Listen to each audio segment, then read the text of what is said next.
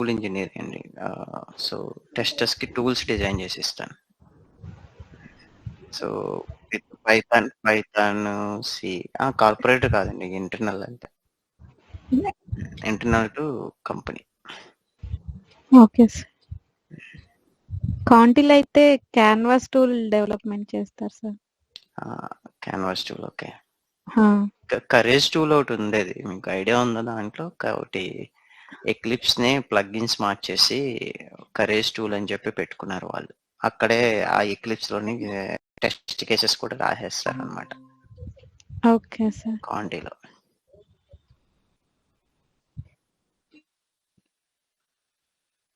Good morning all.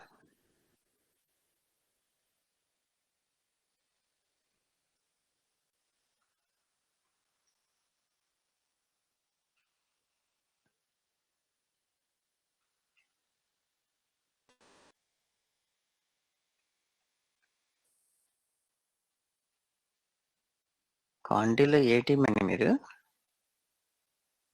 ADAS team sir, PL safety. Okay okay. So okay, ADAS కి ఆయన కదా, ఆయన పేరేంటి? నార్త్ ఏంటి? ఇప్పుడు అడాస్ డెవలప్మెంట్ లో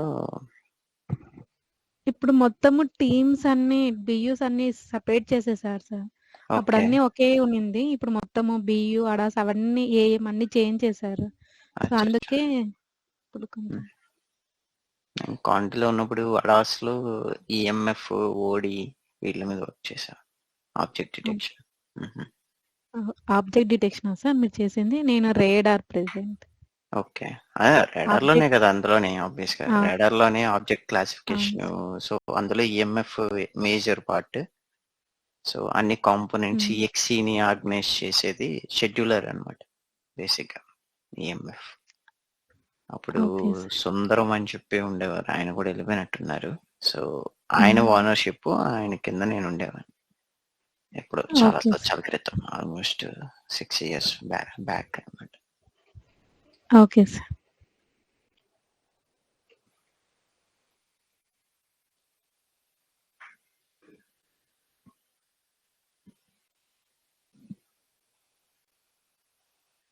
ఓకే, ఓన్లీ 7 members.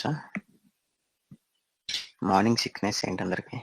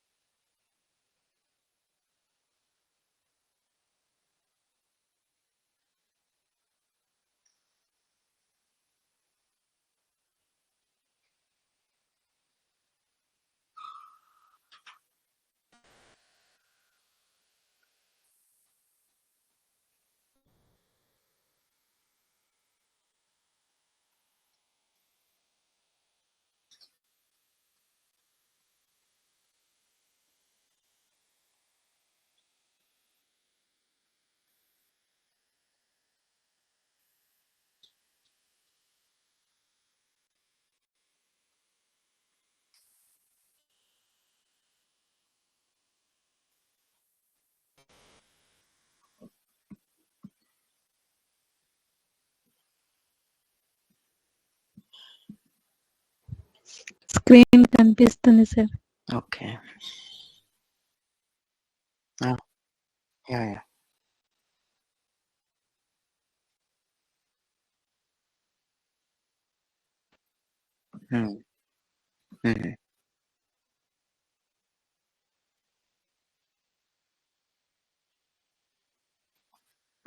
అవును, లొకేట్ సోర్స్ ఫైల్స్ అనేవి మీకు కంప్లీట్ డిపెండెన్సీస్ కానీ, బేసిక్గా ఒక బిల్డ్ రిలీజ్ అయితే ఆ సాఫ్ట్వేర్ ప్యాకేజ్ అన్నీ కూడా ఇస్తాం. కొన్ని ప్రాజెక్ట్స్ ఎలా ఉంటాయంటే మీకు ఇప్పుడు aerospace related, avionics related files అవ్వండి. సో వాళ్ళ కోడింగ్ స్టాండర్డ్స్ ఎలా ఉంటాయంటే నెక్స్ట్ స్ట్రక్చర్స్ రాయకూడదు, అంటే స్ట్రక్చర్ విత్ ఇన్ స్ట్రక్చర్స్ రాయకూడదు, పాయింటర్స్ యూజ్ చేయకూడదు. సో అలాగే వాళ్ళకి చాలా కోడింగ్ రిస్ట్రిక్షన్స్ ఉంటాయి, ఎందుకంటే అది చాలా సేఫ్టీ లెవెల్ కాబట్టి. అందులో మనకి కెటాస్ట్రోఫిక్ ప్రాజెక్ట్ కానీ హజార్డస్ ప్రాజెక్ట్ కానీ అవంటే అవి క్రిటికల్ లెవెల్ అనమాట, రిస్క్ ఆఫ్ లైఫ్ అనమాట.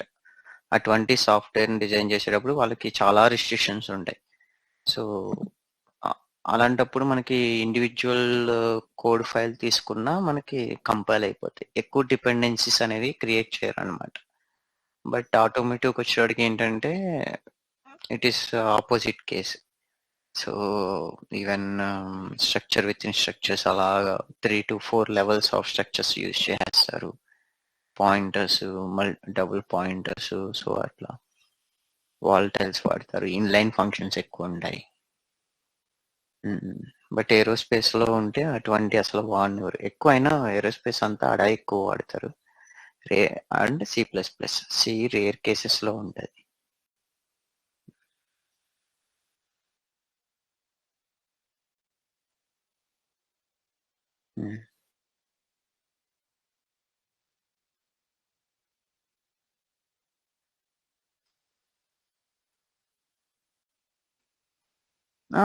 సో అలా మీరు అలా కూడా అవసరం లేదండి. ఇప్పుడు మీకు 10 ఫైల్స్ లోనే ఓన్లీ 1 యూనిటీ మీకు ఇన్పుట్ అనుకోండి, ఆ 1 యూనిటీని ముందు లోడ్ చేయండి. తర్వాత అప్పుడు ఆబ్వియస్ గా మీరు కంపైల్ కొట్టినప్పుడు డిపెండెన్సీ ఎర్రర్స్ వస్తాయి. ఆ డిపెండెన్సీ ఎర్రర్ని రిజాల్వ్ చేయడానికి ఏ ఫైల్ లోడ్ చేస్తే సరిపోతుంది. ఆ ఫైల్ మళ్ళీ లొకేట్ సోర్స్ ఫైల్కి వెళ్ళి మళ్ళీ ఓన్లీ డిపెండెంట్ ఫైల్స్ లొకేట్ చేస్తారు. అవసరం లేదు. అవును. ఈవెన్ కొన్ని ప్రాజెక్ట్స్ ఏంటంటే మీకు వర్క్ ఇన్స్ట్రక్షన్ లో చెప్పేస్తారు, ఓకే సో ఇవి పార్ట్స్ పెట్టండి అని చెప్తారు. సో మీరు ఆబ్వియస్ గా పార్ట్స్ పెట్టేటప్పటికి ఆల్మోస్ట్ అన్ని డిపెండెన్సీస్ అక్కడే రిజాల్వ్ అయిపోతాయి.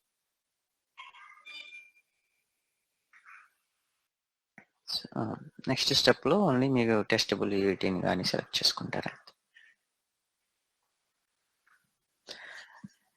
Okay, VR 16. We'll start. Okay, good morning all.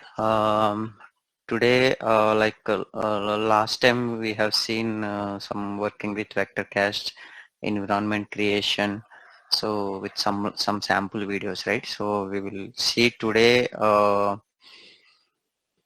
sample test case creation and user code types and coverage reports and RGW, requirement gateway, how we do apply, even debugging process.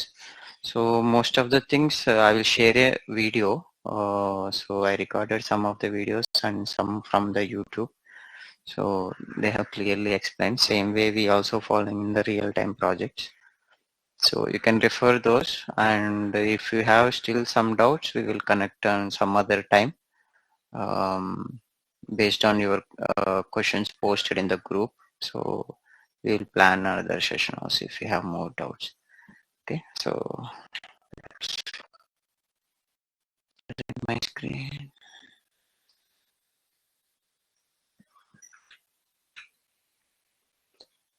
Okay, so if people have remember, right, this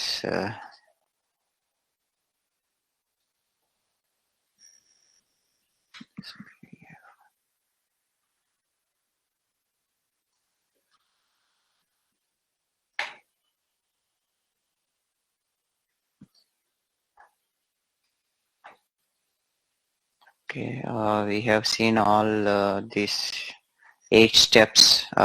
So these are the major, and it covers all the topics of the vector cast. Okay, so in that one of the step is user code, the 7th step, user code options. Let's go to that.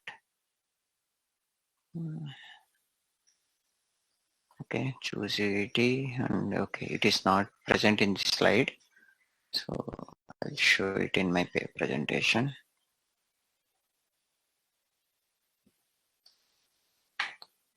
Okay, so basically anyone, any idea what is user code? Maybe you can guess something.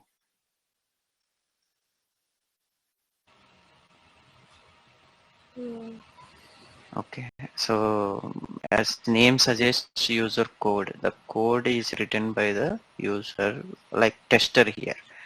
So even మనకి VectorCAST already predefined global variables and stubs functions అన్నీ మనకి list out చేసి during the environment creation so మనకి GUI MDI విండోలో represent చేస్తాయి. But still there are some cases user has to write the test case code, so that flexibility also is given by the vector cast tool, so we call it as user code. That and there are different types of user codes: environment user code, stub user code, test case user code, parameter user code. So these types are being classified based on the in which place, in which scenario you are applying the user code. Okay, so and in that if you go to the environment user code, so the environment user code is mainly represent the 7th point in our in vector cast environment creation step.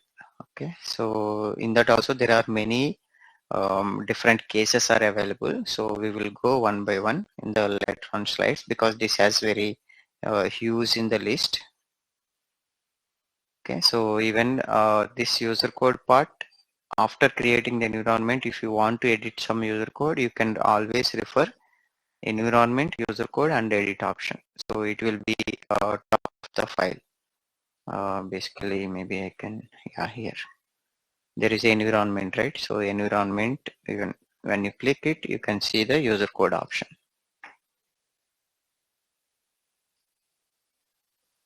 Okay, and if you are trying to write a user code in the stub section, stub in the sense if you classify your UUT file as a SBF function, you can enable the stub by functions, right? So you remember we have discussed in the last like maybe last week session. Okay, suppose here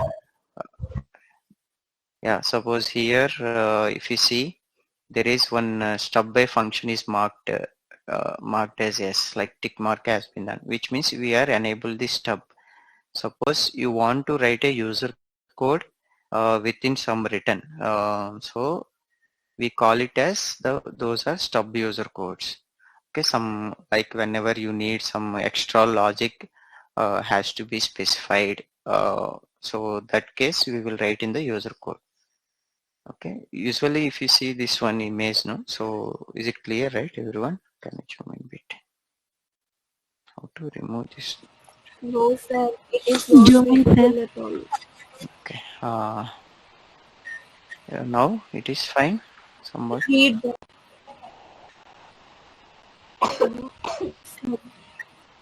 Yes, Is it sir. okay? Okay. okay. So usually this enum type, this written is the enumeration type, right? Usually if you click here, let's put the point. So when you click on this enum, you will get the drop down list. Okay, but there is one cell is empty cell between written and enum. If you double click here, this window will open. Okay, so this is the window will open, and in that one of the section is user code. So you can write your user code here. Okay, suppose enumerations are like integer, right? It has integer range, but it is even you can define the values as per the C. Suppose your enumeration value is only yes or no is there, okay, but you want to provide the another output from this function, from this stub function. You are expecting some another other than yes or no. There is maybe another value you want to pass it, so that time you can write it in the user code. Okay, so that time you can give the any of the input value other than yes or no, maybe some maybe scenario, okay, like that. So here you, in user code also we have two sections, input section and expected section. Okay, written value is always only the input section will be there, so that's why it is this part is enabled and this is grayed out. Even you can see there is one single equal to and here it is double equal to. So double equal to is for the comparison operator, right? So this is assignment operator. So we are assigning some value to this return that we will use it. So you are writing this user code in the stub section. So we call it as stub user code. Everyone is clear? Any doubts, anyone?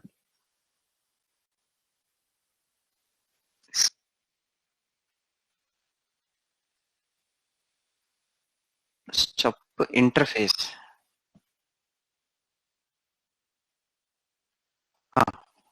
Yes.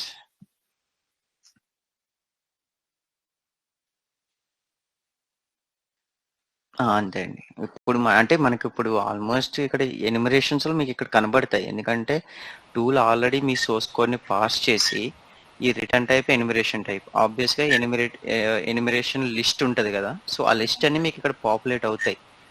Other than list మనకి ఏమన్నా something మనం extra logic ఏమన్నా రాసుకోవాలన్నా extra enumeration value మనం pass చేయాలి అనుకున్నప్పుడు suppose అదే చెప్తున్నా కదా మీకు ఇక్కడ 0 and 1 2 ఎనిమరేషన్ వాల్యూస్ ఉన్నాయి. మీరు 2 పాస్ చేసినా అది వ్యాలిడ్ రేంజే కదా, ఎందుకంటే enumerations are integer type basically. So range అనేది మనకు ఉంటుంది. సో అప్పుడు మనం 2 అని ఇచ్చినా సరే అది యాక్సెప్ట్ చేస్తుంది. సో సమ్ అన్ఎక్స్పెక్టెడ్ వాల్యూస్ మనకి ఏంటంటే ఎక్స్ట్రా లాజిక్ అనుకున్నప్పుడు ఈ యూజర్ కోడ్ అనేది మనం యూజ్ చేసుకుంటాం. ఓకే, అవి సిచ్యువేషన్ బట్టి మనం ఎక్కడ మనం అది సపోజ్ ఇక్కడ కూడా రాసుకోవచ్చు. మనకి సోర్స్ పాయింటర్ దగ్గర కానీ డెస్టినేషన్ పాయింట్ దగ్గర కానీ లెంత్ దగ్గర కానీ. సో మనకి ఈ యూజర్ కోడ్ సెక్షన్ ఓపెన్ అవ్వాలి అంటే ఈ బిట్వీన్ ఈ ఎంటీ సెల్ ఉంటుంది చూసారు, ఇక్కడ డబుల్ క్లిక్ చేస్తే ఓపెన్ అవుతుంది. ఆర్ఎల్స్ మీరు దీని మీద రైట్ క్లిక్ చేసి యూజర్ కోడ్ అనుకుంటున్నా మీకు వస్తుంది. సో ఈ విండోలో మనకి ఇక్కడ లాజిక్ అనేది అలా అయినా రాసుకోవచ్చు. ఇక్కడ మీరు ఇఫ్ కండిషన్స్ రాసుకోవచ్చు, ప్రింట్ స్టేట్మెంట్స్ రాసుకోవచ్చు, లైక్ సి కోడ్. ఇది మనకు ఒక ఓపెన్ విండో అన్నమాట. మనం ఎనీథింగ్ మనం రాసుకుంటాం. సార్ స్టబ్ కోడ్ అన్న స్టబ్ యూజర్ కోడ్ అన్న ఒకటే కదా సార్ ఇప్పుడు? సో స్టబ్ అనేది బేసిక్గా మనకి ఏంటంటే ఒరిజినల్ ఫంక్షన్ మనం టెస్ట్ చేసేటప్పుడు ఫ్లోలో ఉన్న ఫంక్షన్ డెఫినిషన్ మనకి అంటే ఒరిజినల్ ఫంక్షన్ డెఫినిషన్ బదులు మనం డమ్మీ ఫంక్షన్ యూజ్ చేస్తున్నాం కదా, సో దాన్ని స్టబ్ అంటారు. ఓకే, మళ్ళా ఈ స్టబ్ యూజర్ కోడ్ అనేది ఈ టూల్ డిపెండెన్సీ అండి. ఇదంతా టూల్ నేమ్ అనమాట. ఇది స్టబ్ యూజర్ కోడ్ అనేది మీరు ఒరిజినల్ మీకు ఎలా చెప్పాలి అని అంటే వెక్టర్ క్యాస్ట్ టూల్ ప్రకారం చూస్తే మీరు ఒక ఫంక్షన్ టెస్ట్ చేసినప్పుడు దాంట్లో మల్టిపుల్ సబ్ ఫంక్షన్స్ కాల్ అవుతున్నాయి. బట్ ఆ సబ్ ఫంక్షన్ ఇంప్లిమెంటేషన్ మీరు కన్సిడర్ చేయట్లేదు. ఆ ఫంక్షన్ మీరు జస్ట్ ఇలా టిక్ మార్క్ కొడితే అది స్టబ్ అయిపోతుంది. అర్థమైంది కదా? మల్టిపుల్ అందులో ఉన్న ఇంటర్నల్ 2 ఫంక్షన్స్ మీరు టిక్ మార్క్ పెడితే ఇది స్టబ్ అయిపోయినట్టే. బట్ స్టబ్ అయినప్పుడు దాంట్లో ఒక నాకు స్పెసిఫిక్ రిటర్న్ వాల్యూ కావాలి. ఆ రిటర్న్ వాల్యూకి రాసుకునే యూజర్ కోడ్ పార్ట్ అనమాట. So which means stub user code. Stub user code ఈ సబ్సెట్ ఆఫ్ స్టబ్ అనమాట మనకి బేసిక్గా. సో మేబీ ఫర్దర్ స్లైడ్స్కి వెళ్ళేటప్పుడు మీకు ఇంకా క్లారిటీ వస్తుంది, ఎందుకంటే టెస్ట్ కేస్ యూజర్ కోడ్ ఉంటుంది, పారామీటర్ యూజర్ కోడ్ ఉంటుంది. అంటే లైక్ స్టబ్ అన్నా కూడా మనం ఎక్స్టర్నల్ గా కోడ్ రాయడమే. స్టబ్ యూజర్ కోడ్ అంటే ఆ రాసిన కోడ్ ని టెస్ట్ చేయడమా సార్? బేసిక్ అంటే మనకి కావాల్సిన ఇన్పుట్ వెరిఫై చేస్తాం, ఎక్స్పెక్టెడ్ కావాలన్నా ఎక్స్పెక్టెడ్ కూడా వెరిఫై చేస్తాం. విత్ ఇన్ స్టబ్ లో రాసే యూజర్ కోడ్ అనమాట. So next case is test case user code. So ఇది another kind of user code అనమాట. సో బేసిక్గా మనకి టెస్ట్ కేసెస్ లో ఇన్పుట్స్ అవుట్పుట్స్ అనేవి 2 ఉంటాయి కదా. So inputs and expected value. So మనకి సపోజ్ ఇక్కడ మనం ఈ ఇమేజ్ లో చూసుకుంటే ఇవన్నీ ఈ యూఈటీలో మై స్ట్రింగ్ డ్యూప్ అనేది ఒక ఫంక్షన్ ఉంది. సో ఇక్కడ మీకు ఇక్కడ చూసుకున్నారనుకోండి, స్టబ్ యూజర్ కోడ్ సెక్షన్ కూడా మీకు same environment, configure stubs, edit option, ఈ ఆప్షన్ యూజ్ చేస్తే మీకు stub test case user code అనేది ఎలా ఓపెన్ అవుతుంది. ఓకే, సో ఇందులో కూడా మీరు ఏంటంటే బేస్డ్ ఆన్ ఇన్పుట్స్ అవుట్పుట్స్ ను బేస్ చేసుకుని మనం యూజర్ కోడ్ అనేది రాసుకోవచ్చు. అది కెన్ బి ఎనీథింగ్ అనమాట. ఇది ఏంటంటే నేను ప్రాజెక్ట్ స్పెసిఫిక్ గా చెప్పలేను, ఎందుకంటే ఇది మీరు ఆ టైంకి మీ సి ఫైల్ ఫంక్షన్ డెఫినిషన్ ఎలా ఉంది, ఓకే, దాన్ని బట్టి మీరు ఏ టైప్ ఆఫ్ టెస్టింగ్ అంటే ఏ టైప్ ఆఫ్ యూజర్ కోడ్ రాస్తే మనకి టెస్ట్ కవరేజ్ వస్తుంది, స్ట్రక్చరల్ కవరేజ్ 100% వస్తుంది అని దాని మీద మీరు ఇన్పుట్ వాల్యూస్ కానీ ఎక్స్పెక్టెడ్ వాల్యూస్ కానీ మీరు రిపోర్ట్ చేస్తూ ఉంటారు. ఓకే, సపోజ్ కొన్ని ఎలా ఉంటాయంటే మీరు వెహికల్ స్పీడ్ ర్యాంప్ అప్ అవుతుంది with the rate of for every 1 సెకండ్కి ఇంత రేట్తో వెహికల్ స్పీడ్ ర్యాంప్ అప్ అవ్వాలి అని చెప్పి మీకు టెస్ట్ కేసు ఉందనుకోండి. సో మీరు అక్కడ ర్యాంప్ అనేది మీరు చూపెట్టాలి. బట్ అలా అని చెప్పి ప్రతి ఎక్స్పెక్టెడ్ వాల్యూ మీరు అక్కడ ప్రింట్ చేస్తూ రాయరు కదా. ప్రతి ర్యాంప్ అప్ వాల్యూకి ఒక టెస్ట్ కేస్ క్రియేట్ చేయరు. సో దాని బదులు మీరు ఏంటంటే ఒక యూజర్ కోడ్లో మీరు ఒక లాజిక్ ఇంప్లిమెంట్ చేసుకుంటారు. సో ఆ లాజిక్ ఇంప్లిమెంట్ చేసుకునే టైంలోనే మనకి ఈ యూజర్ కోడ్ పార్ట్స్ అనేవి మనకి యూజ్ అవుతాయి అన్నమాట.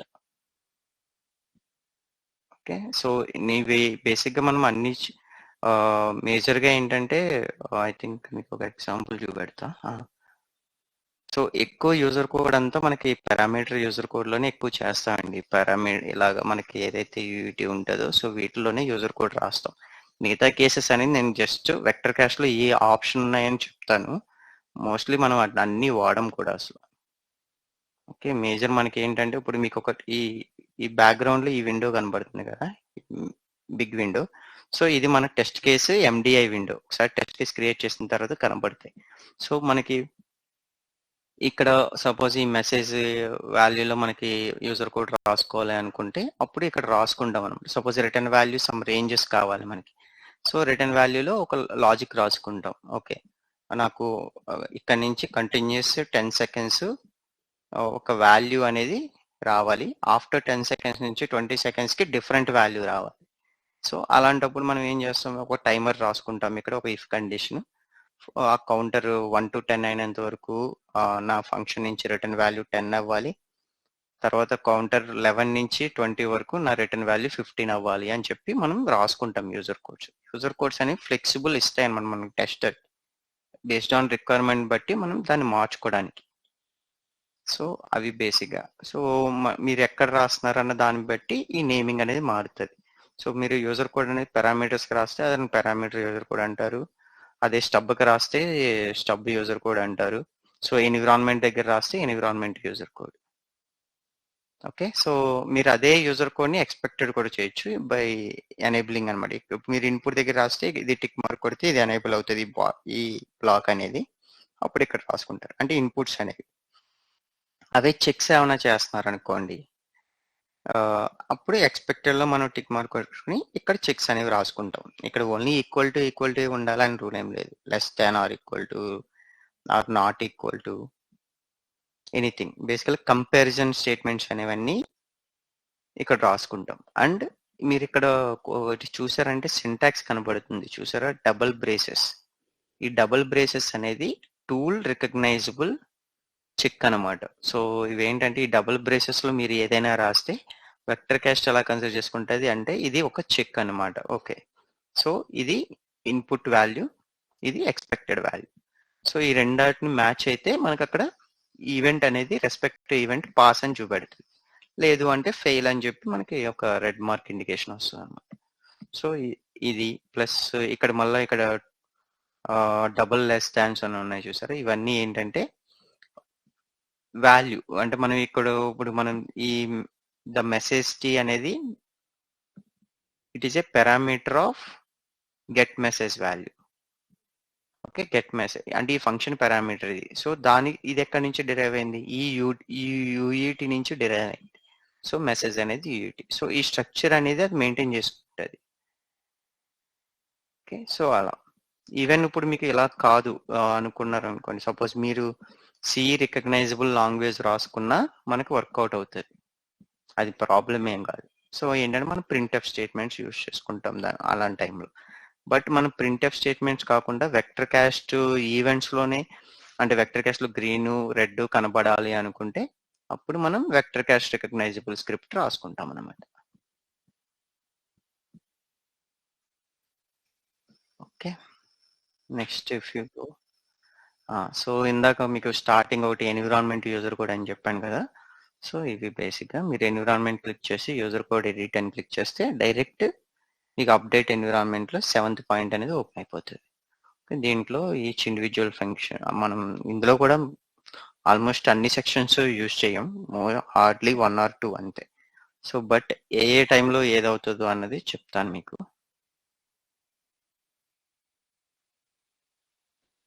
ఓకే, సో బేసిక్గా మీరు ఇలా వచ్చినప్పుడు మీరు ఇక్కడ డబుల్ క్లిక్ చేశారనుకోండి, ఇలా ఓపెన్ అవుతుంది. సో ఇది ఫస్ట్ ఎన్విరాన్మెంట్ యూజర్ కోడ్ అనమాట. ఎన్విరాన్మెంట్లో యూజర్ గ్లోబల్స్ అంటే ఇది ఫస్ట్. సో బేసిక్గా ఈ ప్లస్ని మనం ఎక్స్పాండ్ చేసినట్టు, యూజర్ గ్లోబల్ని ఎక్స్పాండ్ చేస్తే ఈ విండో అనేది వస్తుంది. సో ఇందులో డిఫాల్ట్ మనకి ఇక్కడ ఒకటి స్టార్టింగ్లో రాశారు చూడండి. So S008.c. So this file contains definition of the variables used in the user code. ఇది బేసిక్గా ఇవన్నీ మనకి ఎక్కడ ఉంటాయంటే మీకు ఒక స్టార్టింగ్లో vector caste output files, input files, directories చెప్పేటప్పుడు ఒకటి జీసీసీ ఫోల్డర్ ఒకటి క్రియేట్ అవుతుంది అని చెప్పాను.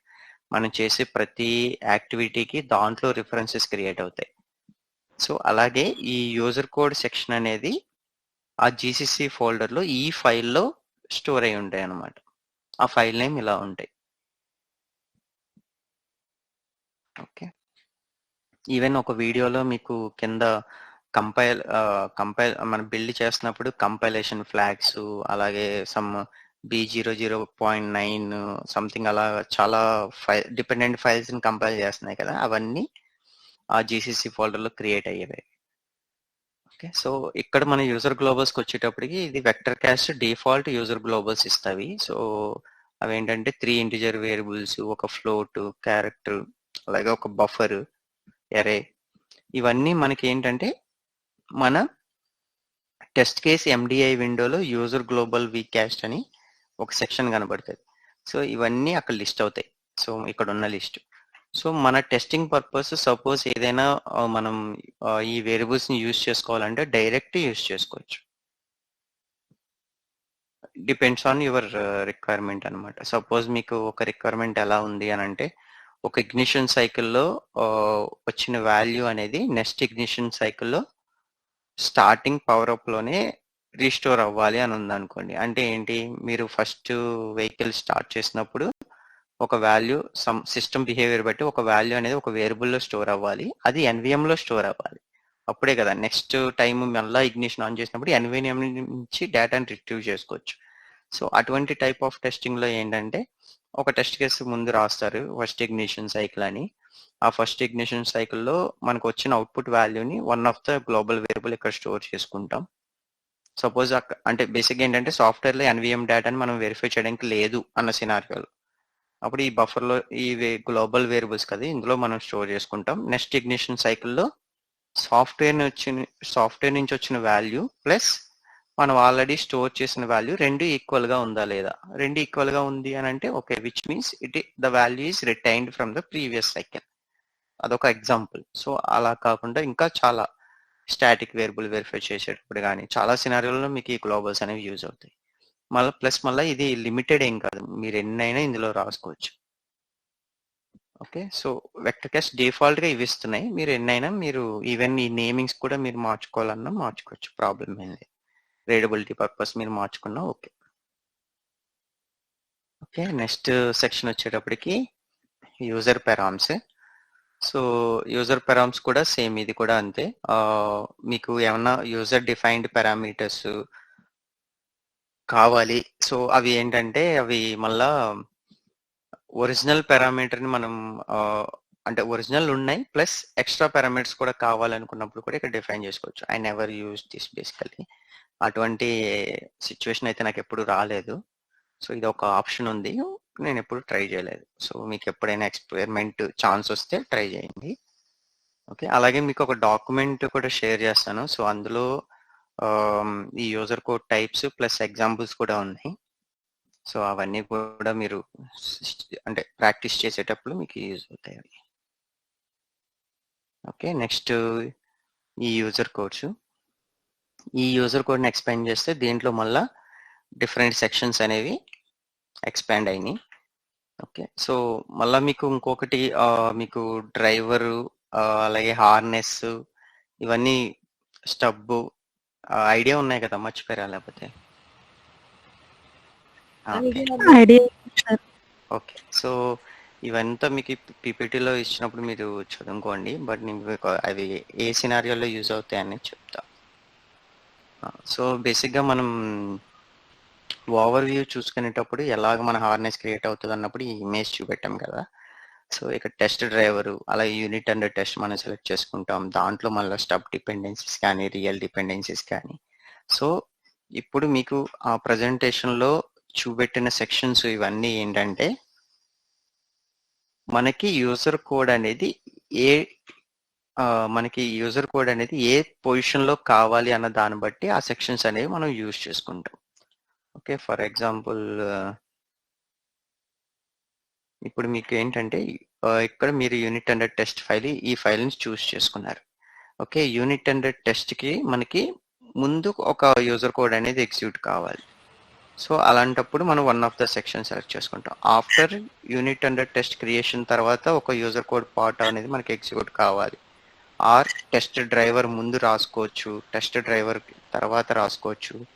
అలాగే స్టబ్ ఎగ్జిక్యూట్ అయ్యే ముందు నాకు ఒక ప్రీ కండిషన్స్ అవ్వాలి, స్టబ్ ఎగ్జిక్యూట్ అయిన తర్వాత పోస్ట్ కండిషన్స్ చెక్ చేయాలి. సో అలాగనమాట. సో ఈ పొజిషన్ డిఫరెంట్ పొజిషన్స్ బట్టి మనం ఈ సెక్షన్స్ అనేవి చూస్ చేసుకుంటాం. ఓకే, సో మీకు అందులో ఒకటి హెడర్ ఉంది. సో బేసిక్గా హెడర్ ఏంటంటే source code that normally appears at the top of the source file usually consist of hash include and hash defence.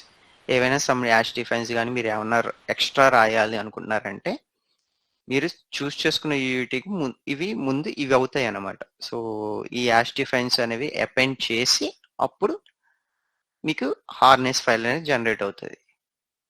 Okay, same అలాగే ఈ డేటా సెక్షన్ ఏంటంటే ఆఫ్టర్ యాష్ ఇంక్లూడ్ తర్వాత some top of the dot C file కి just below the hash defines or hash includes below మధ్యన మీకు ఏమన్నా some variable declaration కానీ something ఇంకేమన్నా మీరు ఏమన్నా రాసుకోవాలనుకున్నప్పుడు ఈ డేటా సెక్షన్ యూజ్ చేస్తారు. సేమ్ అలాగే harness init, test case init. Harness init అంటే బేసిక్గా ఇదంతా హార్నెస్ కదా, హార్నెస్కి ముందు యూనిట్ హార్నెస్ క్రియేట్ అయ్యే ముందు మీకు ఏమైనా ప్రీ కండిషన్స్ ఏమైనా రావాలి, ప్రీ వేరియబుల్స్ ఏమైనా వెరిఫై చేయాలనుకుంటే ఇక్కడ రాసుకుంటారు. Test case driver program generate అయ్యే ముందు మనకి ఏమన్నా డేటా అనేది లోడ్ అవ్వాలి అనుకున్నప్పుడు మనం వీటిని యూజ్ చేస్తాం. అలా యూఈటీ రిలేటెడ్కి అలాగే స్టబ్ రిలేటెడ్కి స్టబ్ ఎగ్జిక్యూట్ అయ్యే ముందు రాసుకోవచ్చు యూజర్ కోడ్, పోస్ట్ ప్రాసెసింగ్ తర్వాత కూడా రాసుకోవచ్చు. సో అలా సో డిఫరెంట్ సినారియోస్లో మనం యూజ్ చేస్తాం. సో ఇవి కూడా very rare, maybe not even 1% మనం ఇవి యూజ్ చేసే కేసు.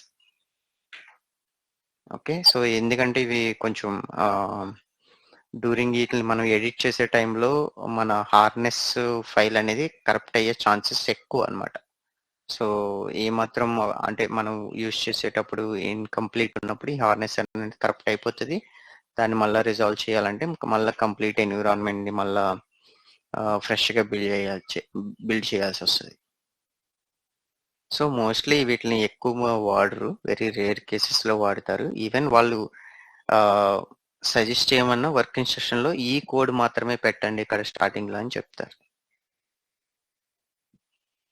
బేసిక్గా ఇటువంటి మనకి ఎప్పుడు యూజ్ అవుతాయి అంటే ఈ section user codes, even driver prefix కానీ యూనిట్ అపెండిక్స్ కానీ యూనిట్ ప్రిఫిక్స్ కానీ. సో ఈ సెక్షన్స్ అనేవి మనకి సాఫ్ట్వేర్ అనేది ఇంకా రెడీగా లేదు, బట్ వాళ్ళు టెంపరీగా కొంత కోడ్ మనకి ఇచ్చి ఈ సెట్టింగ్స్ అప్లై చేసి ఇచ్చేయండి అన్న టైంలో తప్ప మీకు ఇవి ఎక్కువ ఆప్షన్స్ అనేవి రావు. ఓకే, సో సేమ్ నెక్స్ట్ వచ్చి driver prefix user code. Same ఇది కూడా అంతే. మనకి డ్రైవర్ ప్రిఫిక్స్ యూజర్ కోడ్ అనేది ఇవి బేసిక్గా మనకి ఏ సిచ్యువేషన్లో use అవుతాయంటే that is prepended to the beginning of the test harness driver of the specified UUT and therefore added to the test harness.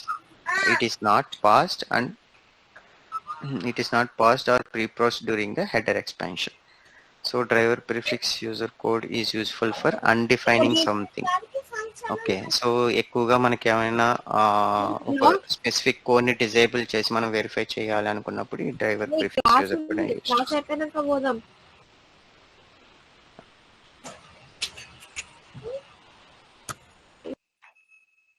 Okay, I muted.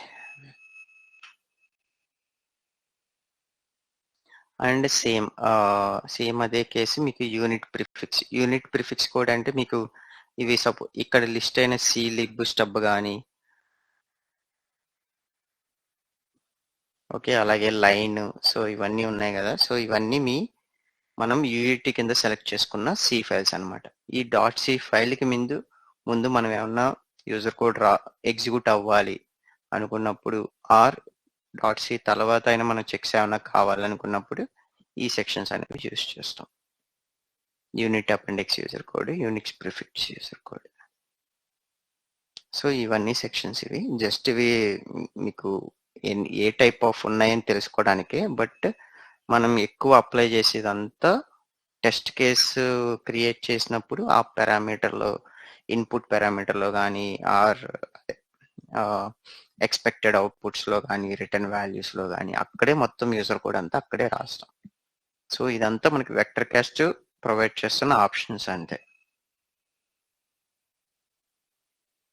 Okay, so mostly మనం వీటిని ఎందుకు touch చేయము అని అంటే ఇవి మనకి ఏంటంటే రియల్ టైమ్ అప్లికేషన్లో ఏం జరుగుతుందనే దాన్ని మిస్లీడ్ చేయడానికి ఛాన్సెస్ ఎక్కువ అనమాట. సపోజ్ మన డ్రైవర్ ప్రోగ్రామ్ ఆల్రెడీ ఈ డ్రైవర్ ప్రోగ్రామ్ ప్రిఫిక్స్ వల్ల ఇంటర్నల్ ఫ్లో అనేది మిస్ అయ్యే ఛాన్సెస్ ఉంటాయి. ఇంటర్నల్ గ్లోబల్ వేరియబుల్స్ అప్డేట్ అయిపోయే ఛాన్స్ ఉంటాయి. సో అందుకు మనం మ్యాక్సిమం వీటిని టచ్ చేయం ఎక్కువ. ఓకే, సో అది యూజర్ కోడ్ పార్ట్. తర్వాత మనం ఇందులోకి వచ్చేటప్పటికి నెక్స్ట్ టాపిక్ వచ్చేటికి మనం బేసిక్గా శాంపుల్ టెస్ట్ కేస్ క్రియేషన్ చూద్దాం. ప్లస్ అలాగే డీబగ్గింగ్ అయితే ఒక వీడియో రిఫరెన్స్ ఉంది. సో ఆల్రెడీ ఈ స్లైడ్లో కూడా పెట్టాను. సో సేమ్ అదే లింక్ మీకు ఇక్కడ కూడా ఇచ్చాను. మీకు ఫ్యూచర్లో కావాలన్నా ఈ లింక్ యూజ్ చేసుకుని రిఫర్ చేయొచ్చు. ఈవెన్ ఇది నేను డౌన్లోడ్ చేసి మన గ్రూప్లో అప్లోడ్ చేస్తాను. ఓకే,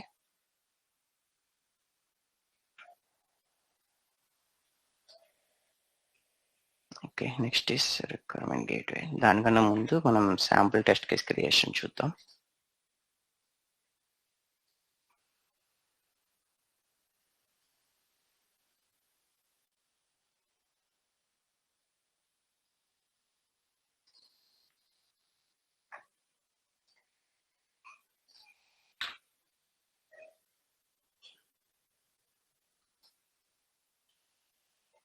ఓకే, సో బేసిక్గా మనం ఐ థింక్ దీన్ని కూడా జూమ్ చేయొచ్చా వీడియోని, సబ్ టైటిల్ టెక్స్ట్.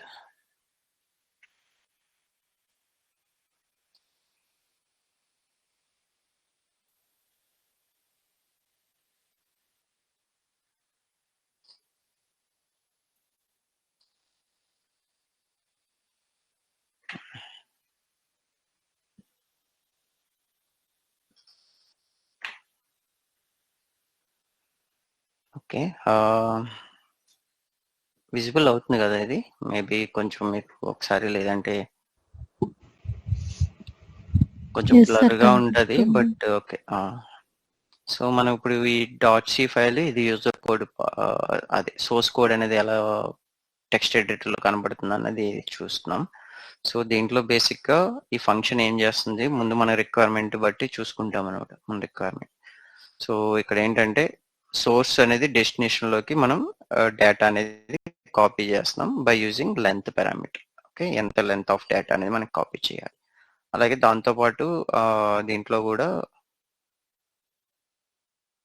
కొంచెం ముందుకు వెళ్తే ఇక్కడ ఒక స్టాటిక్ ఫంక్షన్ మనం కాంపౌండ్ టెస్ట్ కేస్ కూడా ఎలా క్రియేట్ చేయాలన్న దానికోసం ఇంకొక క్రియేట్ చేశాను. Okay, so this is the way we create a test case. Right click చేసిన అలాగే మీకు ఇక్కడ టెస్ట్ కేస్ ఇక్కడ నేమ్ మార్చడానికి కూడా ఆప్షన్ ఉంటుంది. ఇక్కడ రైట్ క్లిక్ చేస్తే రీనేమ్ అని ఉంటుంది. అది నేమింగ్ అనేది మీ ప్రాజెక్ట్ ఇన్స్ట్రక్షన్స్ చెప్తారనమాట. సో నేమింగ్ కన్వెన్షన్ ఎలా యూజ్ చేయాలి అని.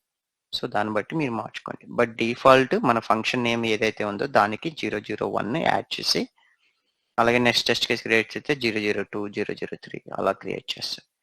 ఓకే, మీరు ఇది క్రియేట్ చేయగానే మీకు ఇక్కడ ఎండిఐ విండోలో మనకి ప్రజెంట్ ఏ ఫంక్షన్ అయితే ఉన్నదో ఆ ఫంక్షన్ పాయింట్అవుట్ చేస్తుంది అనమాట. సో ఆ ఫంక్షన్లో మనకి 3 పారామీటర్స్ చూసాం కదా, source, destination and length, and there is a return success or fail.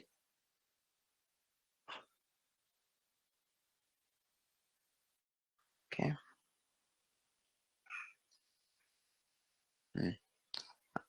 So just back. So ఇక్కడ ఈ ఆప్షన్ వచ్చేటప్పటికి ఇక్కడ సోర్స్ అనేది స్ట్రింగ్ కింద, అది ఎందుకంటే క్యారెక్టర్ పాయింటర్ కదా, స్ట్రింగ్ కింద ఇది రిప్రజెంట్ చేసింది. సో మీరు స్ట్రింగ్ కింద యూజ్ చేసుకుంటా అంటే స్ట్రింగ్ కింద యూజ్ చేసి డైరెక్ట్ ఇన్పుట్ ఇవ్వచ్చు.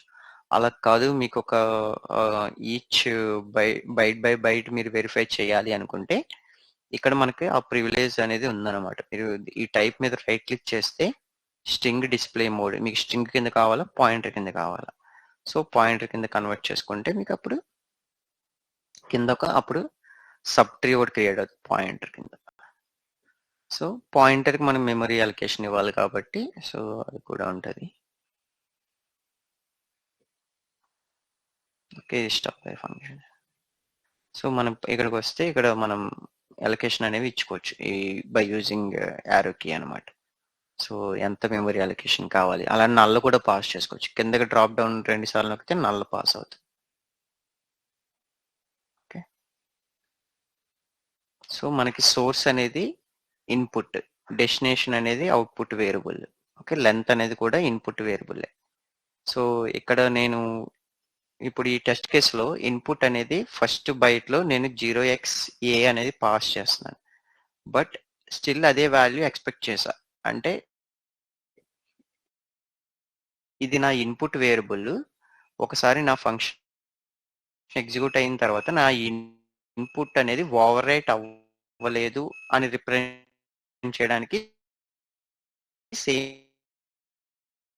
అప్పుడు మనకి ఏంటి కంప్లీట్ ఇది ఇన్పుట్ గానే బిహేవ్ చేసింది, సోర్స్ ని వాళ్ళ అవుట్పుట్ వేరియబుల్ కింద ఎక్కడ యూజ్ చేయలేదని మనకు కంక్లూజన్ అనేది వస్తుంది బై డ్రైవింగ్ ఎక్స్పెక్టెడ్ వాల్యూ. అంటే మీకు డౌట్ రావచ్చు, ఓన్లీ ఇన్పుటే కదా, సో ఎందుకు ఎక్స్పెక్టెడ్ ఇవ్వడం అని. సో నెక్స్ట్ మన డెస్టినేషన్. సో ఇది మనకి ఏంటి double pointer. So double pointers ఎలా కనబడతాయి చూడండి. ఓకే, ఒకసారి మనం ఎలకేషన్ ఇచ్చాం, ఎలకేషన్ ఇచ్చిన తర్వాత మళ్ళీ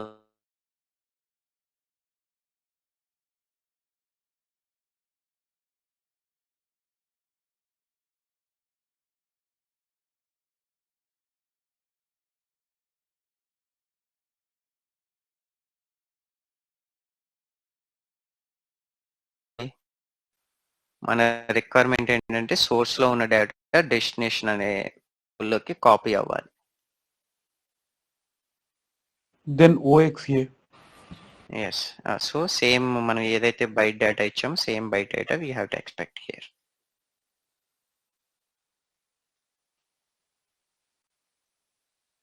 సోర్స్ డేటా ఇది మనకి కాపీ అవుతుంది కాబట్టి సేమ్ అది.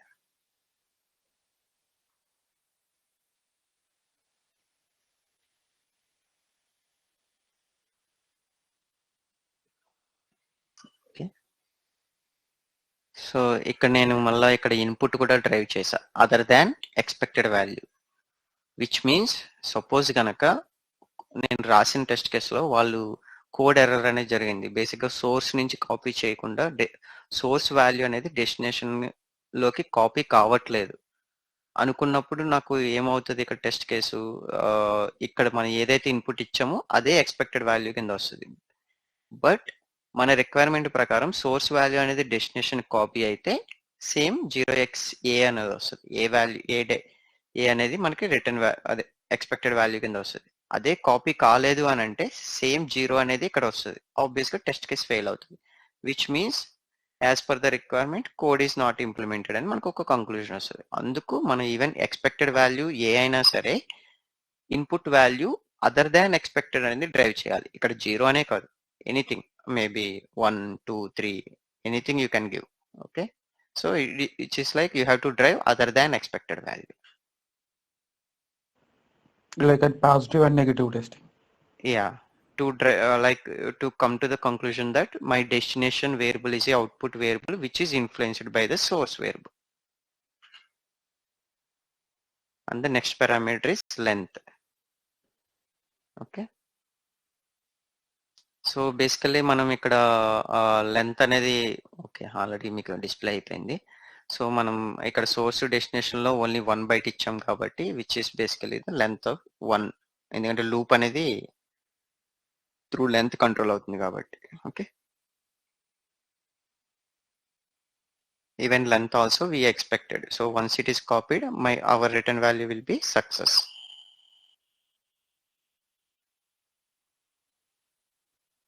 ఓకే, సో ఇది కూడా ఫెయిల్ ఎందుకు డ్రైవ్ చేసాం?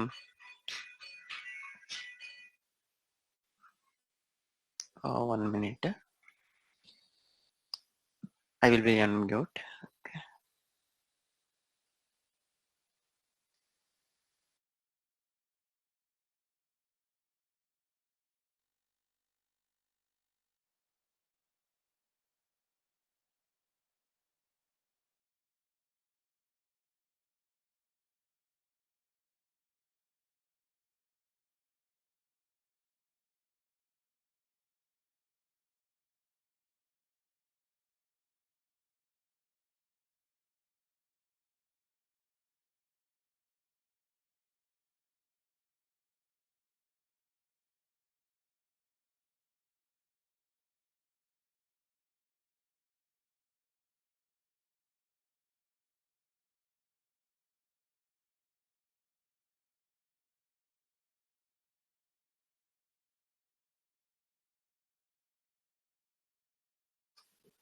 Yeah, sorry guys, I just got a call from my kid's school. Okay, so ఇక్కడ మనం రిటర్న్ వాల్యూ అనేది మన as per the requirement success అనేది రావాలి. సపోజ్ కోడ్ అనేది సక్సెస్ అనేది వాళ్ళు ప్రాపర్ గా చేయలేదు అన్నప్పుడు మనకి ఏమవుతుంది, same fail value expected value కింద వస్తుంది. కాబట్టి మనం input other than expected drive చేసాం. ఓకే, కన్ఫ్యూషన్ ఏం లేదు కదా మీకు, ఎందుకు అవుట్పుట్ వాల్యూ కూడా ఇన్పుట్ ఎందుకు డ్రైవ్ చేస్తున్నామని?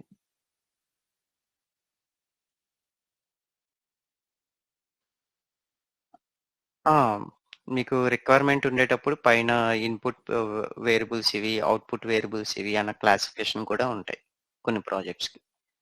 ఈవెన్ మనం కొన్ని ప్రాజెక్ట్స్ ఎలా అంటే మనం by reading the requirement it self మనం ఓకే ఇవి మన ఇన్పుట్ వేరియబుల్స్, ఇది అవుట్పుట్ వేరియబుల్ కింద పని చేయాలి అని చెప్పి మనం కంక్లూషన్కి వస్తాం అనమాట.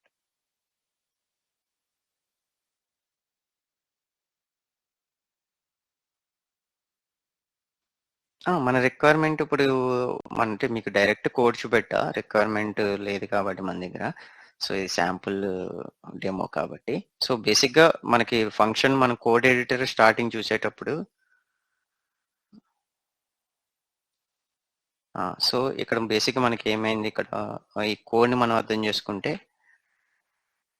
ఫస్ట్ మన బేసిక్గా ఇక్కడ సోర్స్ అనే డేటా అనేది డెస్టినేషన్ కాపీ చేస్తున్నాం.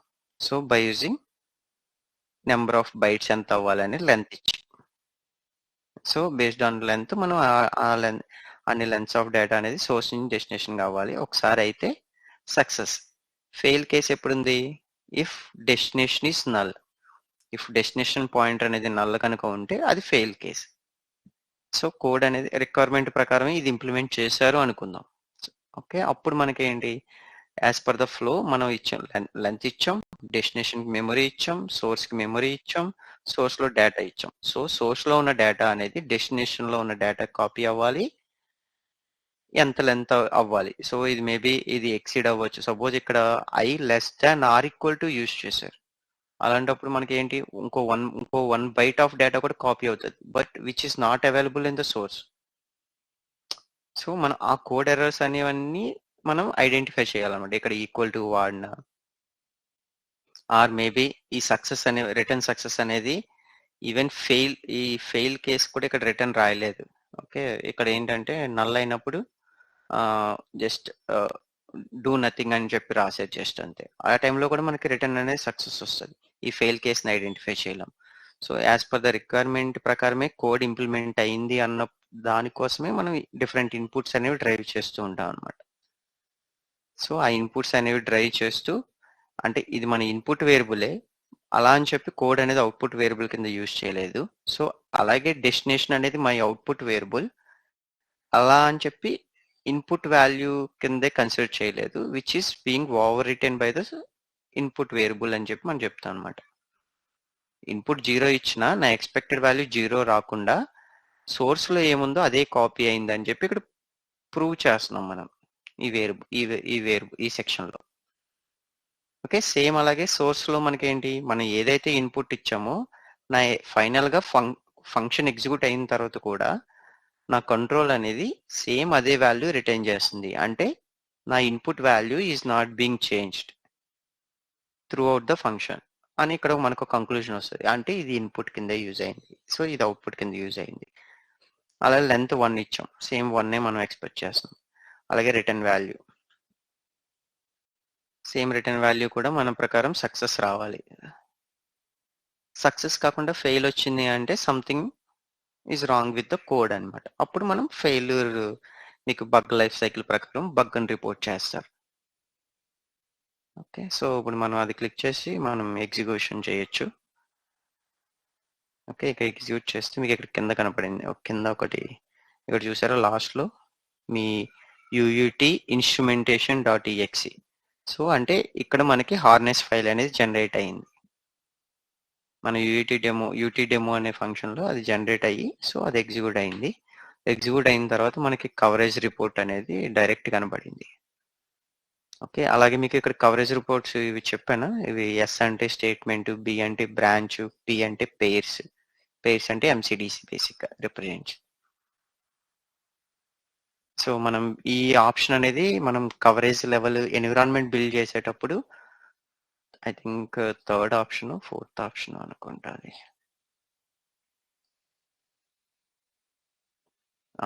సో టెస్టింగ్ మెథడ్ మనం 4th ఆప్షన్ టెస్టింగ్ మెథడ్ లో సెలెక్ట్ చేసుకుంటాం. సో అందులో కూడా మీకు కవరేజ్ ఆప్షన్స్ ఏముంటాయి అని కూడా చెప్పాం కదా, మనం depends on me industry mode బట్టి మనం సెలెక్ట్ చేసుకుంటాం. ఇప్పుడు అసిలిటీ సెలెక్ట్ చేసాం కాబట్టి స్టేట్మెంట్, బ్రాంచ్, పేర్స్ మొత్తం 3 సెక్షన్స్ కూడా మనకి ఇక్కడ కనబడుతున్నాయి. ఓకే, ఈ టిక్ మార్క్ ఏంటనేది ఇక్కడ పర్సన్ రన్నింగ్ సింబల్లో కనబడుతుంది. అంటే test case is being run అనమాట. అంటే గ్రీన్ కలర్ లో ఉందంటే ఇది సక్సెస్ఫుల్ గా ఈఎక్సీ ఫైల్ అనేది రన్ అయ్యింది అని మనం ఈవెన్ ఇక్కడ జాబ్స్ లో కూడా చూడొచ్చు. ఈవెన్ సమ్ టైమ్స్ ఈ స్టేటస్ ఇంటూ మార్క్ కింద కనబడుతుంది. ఇంటూ మార్క్ అంటే ఇన్స్ట్రుమెంటెడ్ కోడ్, అంటే మన test harness file exe file అనేది సంథింగ్ ఈస్ రాంగ్ అనమాట ఇన్సైడ్. సో అది మన టెస్ట్ కేస్ డిజైన్ వల్ల అవ్వచ్చు, ఎన్విరాన్మెంట్ సరిగ్గా చేయకపోవడం వల్ల. సో మనం కాస్ట్ చూస్తాం. ఓకే, అన్ని కరెక్ట్ గానే ఇన్పుట్స్ ఇచ్చామా, సో అంతా కరెక్ట్ గా జరిగిందా, అవన్నీ కూడా మనం దీంట్లో వెరిఫై చేస్తాం. ఓకే, సో ఇప్పుడు మనం ఇచ్చిన ప్రకారం ఇన్పుట్స్ ప్రకారం చూడండి, సోర్స్ డేటా తర్వాత ఒక డైనమిక్ మెమరీ ఇక్కడ అలొకేట్ చేస్తున్నాం, డబుల్ పాయింటర్. సో అందులో మళ్ళీ డైనమిక్ మెమరీలో డేటా అక్కడ కూడా మనకు మెమరీ ఇచ్చాం కాబట్టి, so which is not null కాబట్టి నెక్స్ట్ ఫర్ లూప్ ఎంటర్ అయింది. ఫర్ లూప్ లో కూడా ఈ కేసుకి ట్రూ అండ్ ఫాల్స్ కేసెస్ ఉన్నాయి, చూసారా, ట్రూ ఫాల్స్ రెండు ఎగ్జిక్యూట్ అయింది. సో లూప్ కాబట్టి ఆబ్వియస్ గా రెండు ఎవాల్యూట్ అయిపోతాయి. ఓకే, అలాగే సో దాని తర్వాత ఇంకొక లాస్ట్ దాంట్లో మనం 0తో అపెండ్ చేస్తున్నాం, రిటర్న్ వాల్యూ సక్సెస్. ఈవెన్ ఇది ఐ థింక్ నేను డెమోలో ఎక్స్పెక్ట్ చేయలేదు, మనం ఇది కూడా ఎక్స్పెక్ట్ చేయొచ్చు. నేను ఓన్లీ సోర్స్ డేటా కాపీ అయిందా లేదా అని మాత్రమే చూశాను. ప్లస్ నెక్స్ట్ బైట్ అన్నది కూడా మనకి ఎండ్ ఆఫ్ ద క్యారెక్టర్ మనం రిప్రజెంట్ చేయాలి. సో ఐ థింక్ నేను ఈ డెమోలో ఎక్స్పెక్ట్ చేయలేదు. ఓకే, అలాగే మనం కవరేజ్ పర్సంటేజ్ చూసుకోవచ్చు. ఈ కవరేజ్ ఇది అనేది టోటల్ .c ఫైల్ అనమాట, టోటల్ .c ఫైల్ కవరేజ్ ఇది. ఓకే, సో మనం ఇక్కడ చూడొచ్చు అన్ని గ్రీన్ వచ్చినాయి కదా, పాస్ అయినాయి అనమాట. సపోజ్ మనం ఇక్కడ ఇంక్రీజ్ చేసుకోవాలన్నా ఇన్పుట్స్ ఇంక్రీజ్ చేసుకోవచ్చు.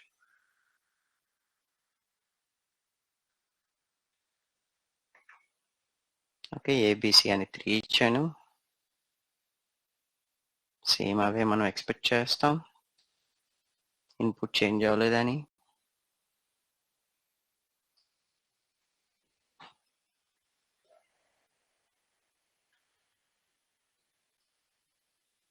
ఓకే, లెంత్ 3 ఇచ్చాం. ఇది కూడా మనకి ఎగ్జిక్యూట్ బటన్. ఓకే, ఇక్కడ మనకి ఇప్పుడు మనం జస్ట్ వాల్యూస్ మార్చామంటే లెంత్ మార్చాం. మీకు లెంత్ కూడా రేంజ్ చెక్ ఉంటుంది కదా. సో సపోజ్ అది లెంత్ ఎంత వరకు అని చెప్పి మీ ఇన్పుట్ ఇస్తారు. ఆ ఇన్పుట్ బట్టి లెంత్కి రేంజెస్ అప్లై చేస్తారు అనమాట. మనకి ఇది ఎగ్జిక్యూషన్ రిపోర్ట్. ఇక్కడ ఎగ్జిక్యూషన్ రిపోర్ట్ క్లిక్ చేస్తే మీకు ఎలా ఈవెంట్స్ కింద జనరేట్ అవుతాయి. ఈవెంట్ 1 వచ్చి మనకి ఇన్పుట్స్ అనమాట. బ్యాక్ వెళ్తాను. సో ఏమేమి అయితే మనం ఇన్పుట్స్ ఇచ్చాం అలా. సో ఈవెంట్ 2 అనేది ఎక్స్పెక్టెడ్ వాల్యూతో మ్యాచ్ అయినాయా లేదా అని. సో అట్లా కనబడతాయి total. So total expected results matched 100%. So 8 checks అనేవి జరిగినాయి. All are pass. సో అలాగే మీకు టెస్ట్ కేసు రిపోర్ట్ అనేది వస్తుంది. ఇప్పుడు మనం ఓకే,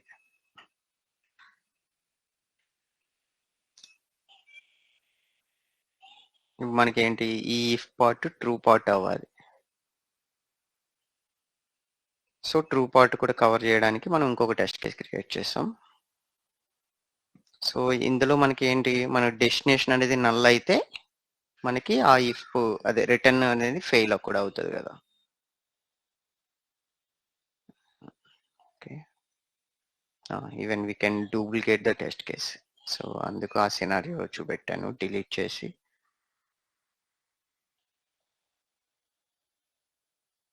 ఇక్కడ నల్ కింద మనం పాస్ చేసాం మెమరీ.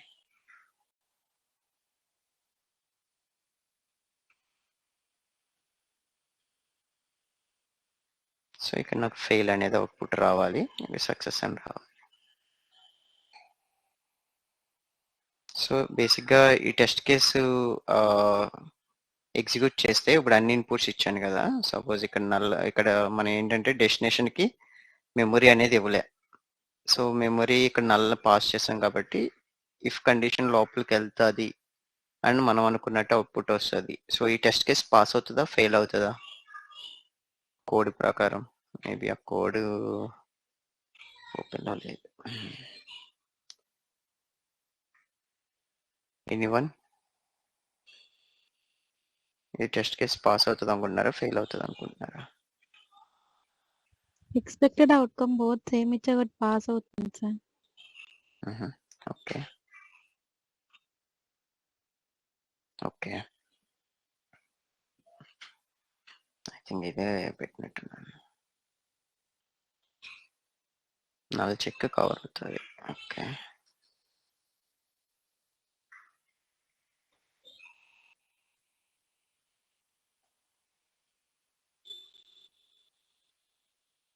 కానీ ఇక్కడ మనం మెలాక్ ఫంక్షన్ యూజ్ చేసాం.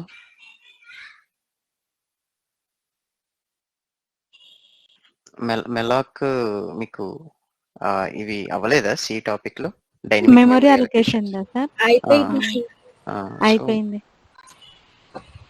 సో మీరు డైనమికల్ గా బై యూజింగ్ మెలాక్ సో అది మెమరీ అలొకేట్ చేస్తారు. మీరు టెస్ట్ కేస్ పాస్ అవుతుంది అనుకున్నారు బట్ ఇక్కడ ఫెయిల్ అయింది. కాస్ట్ చూద్దాం ఏమైంది. సో మనం 0 అంటే సమ్ యాక్చువల్ మీకు మనం ఎక్స్పెక్టెడ్ వాల్యూ నల్ ఎక్స్పెక్ట్ చేసాం బట్ ఇక్కడ ఏంటి సమ్ ర్యాండమ్ వాల్యూస్ వచ్చింది. 13, 14 అంటే ఏంది 30. ఐ థింక్ ఏ అనేది 11 కదా, B 10 something.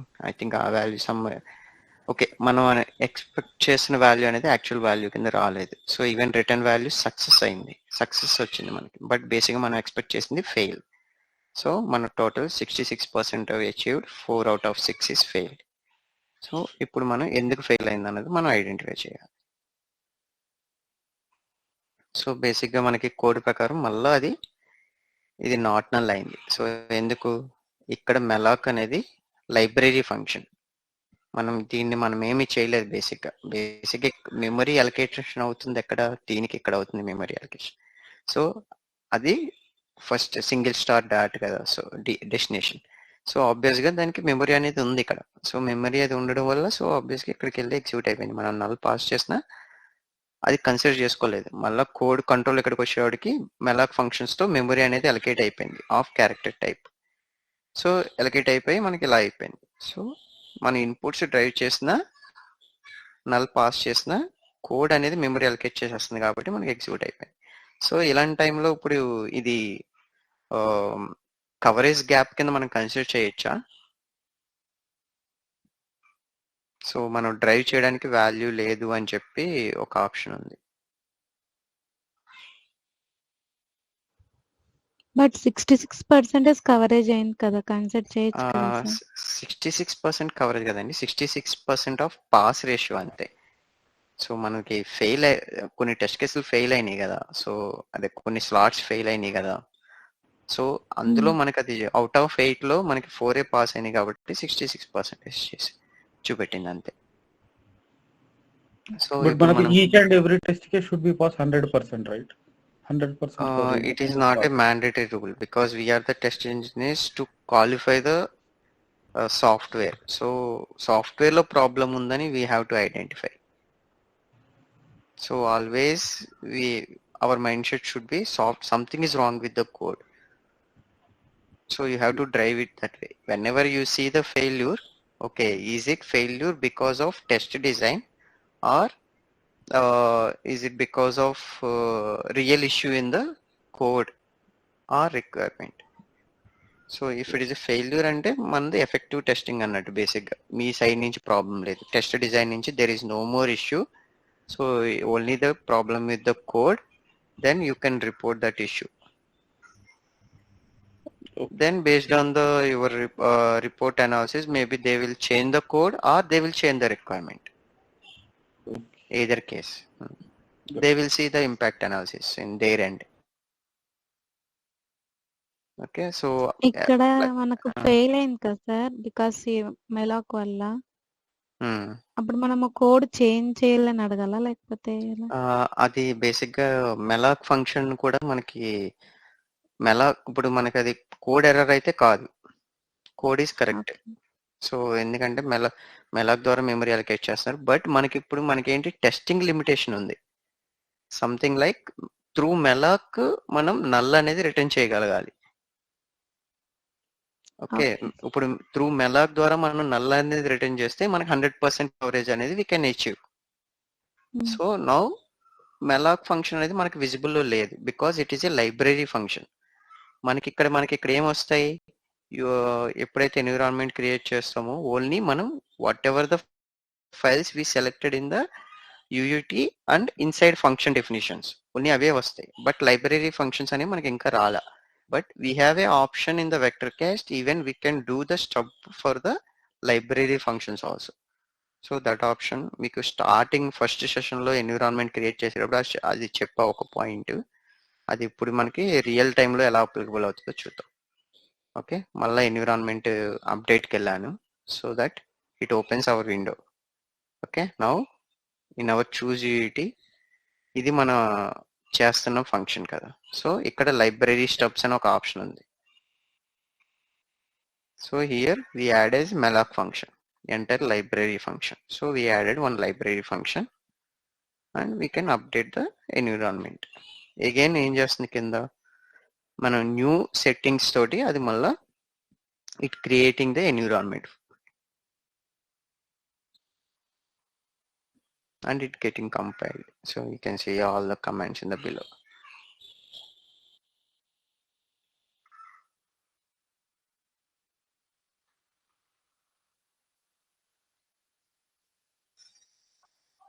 Okay, so environment build successful.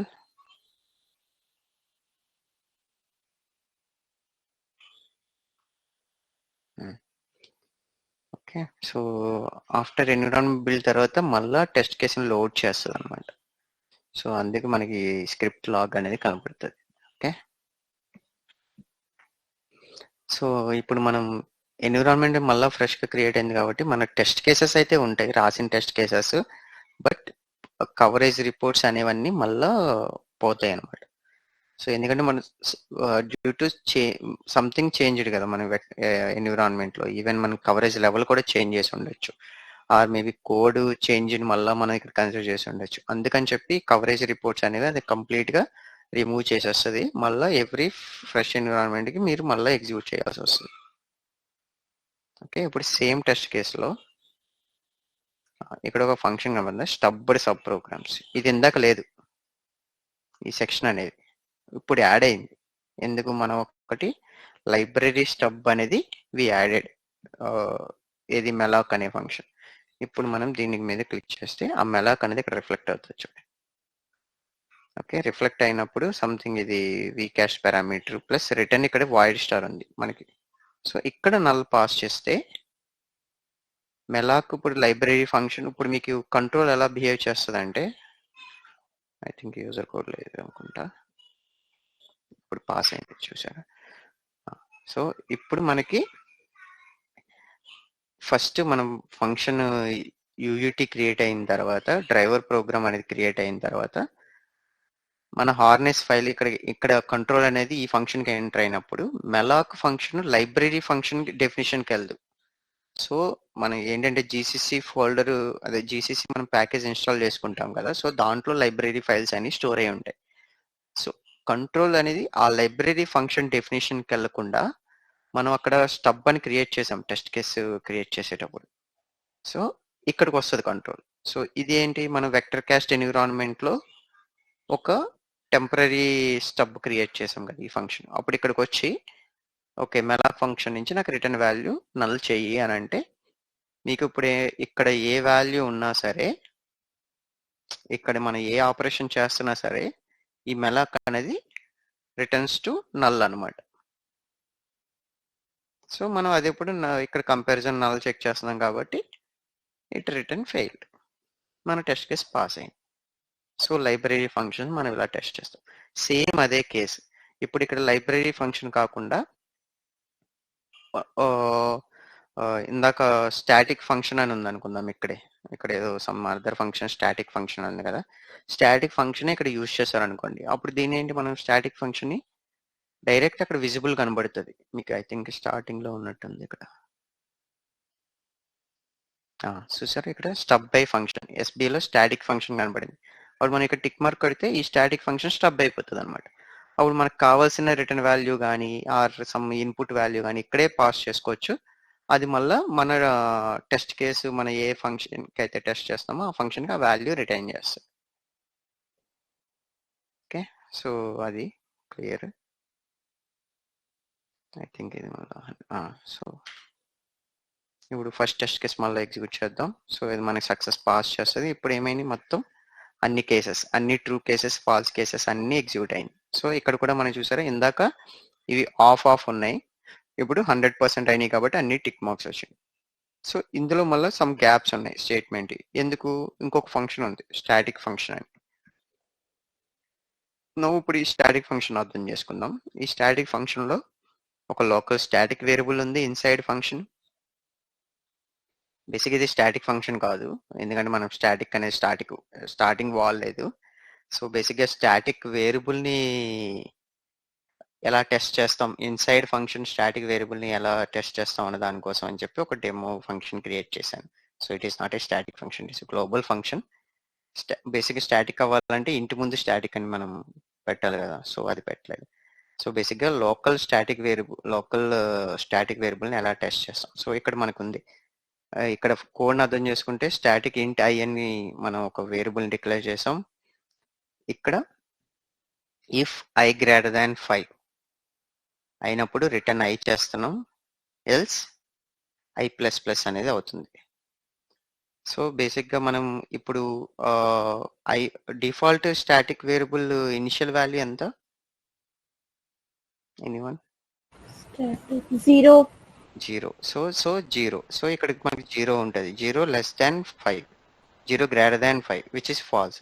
So మనం ఒక టెస్ట్ కేసు కనుక రాస్తే, ఎందుకంటే ఐకి మనం ఇన్పుట్ ఇవ్వలేము ఎందుకంటే లోకల్ వేరియబుల్ కాబట్టి. సో లోకల్ వేరియబుల్ ఈ కాన్ డ్రైవ్ ద వాల్యూ. సో అది ఆబ్వియస్గా 0 తీసుకుని కంపేర్ చేసి ఎల్స్కి వెళ్తుంది. సో మనకి కవరేజ్ అనేది ఎప్పుడు ఇక్కడే అవుతుంది తప్ప ఇఫ్ ట్రూ కేస్ అనేది పాసిబుల్ అవ్వదు. అలాంటి సినారియోలో మనం కాంపౌండ్ టెస్ట్ కేస్ అనేది రాస్తాం అనమాట. సో ఇది కోడ్ ఇలా ఉంది.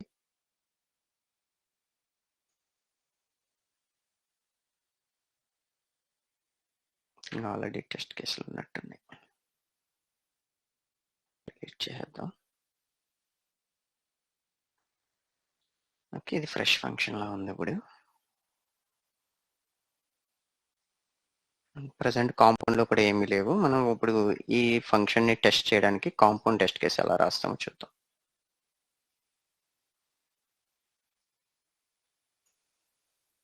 You can provide the input value to the local variable.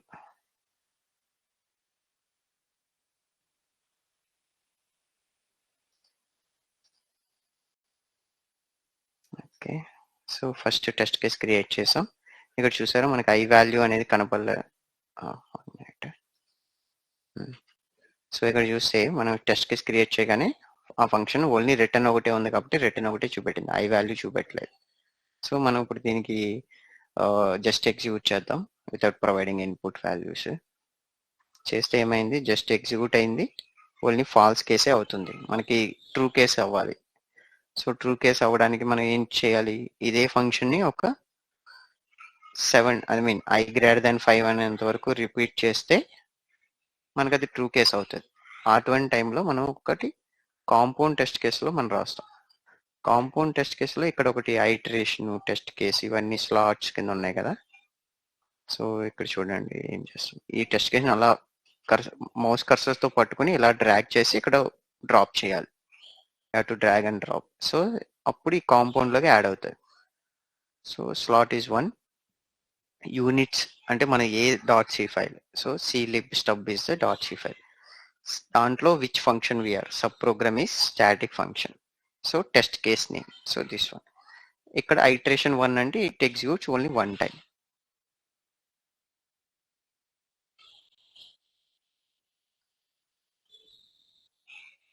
So మనం ఇక్కడ ఇచ్చే ఐటరేషన్స్ బట్టి అది ఎగ్జిక్యూట్ అవుతుంది. ఇక్కడ 2 టైమ్స్ ఇచ్చాను. So which is executed 2 times, but still మనకు కవరేజ్ అనేది రాలేదు.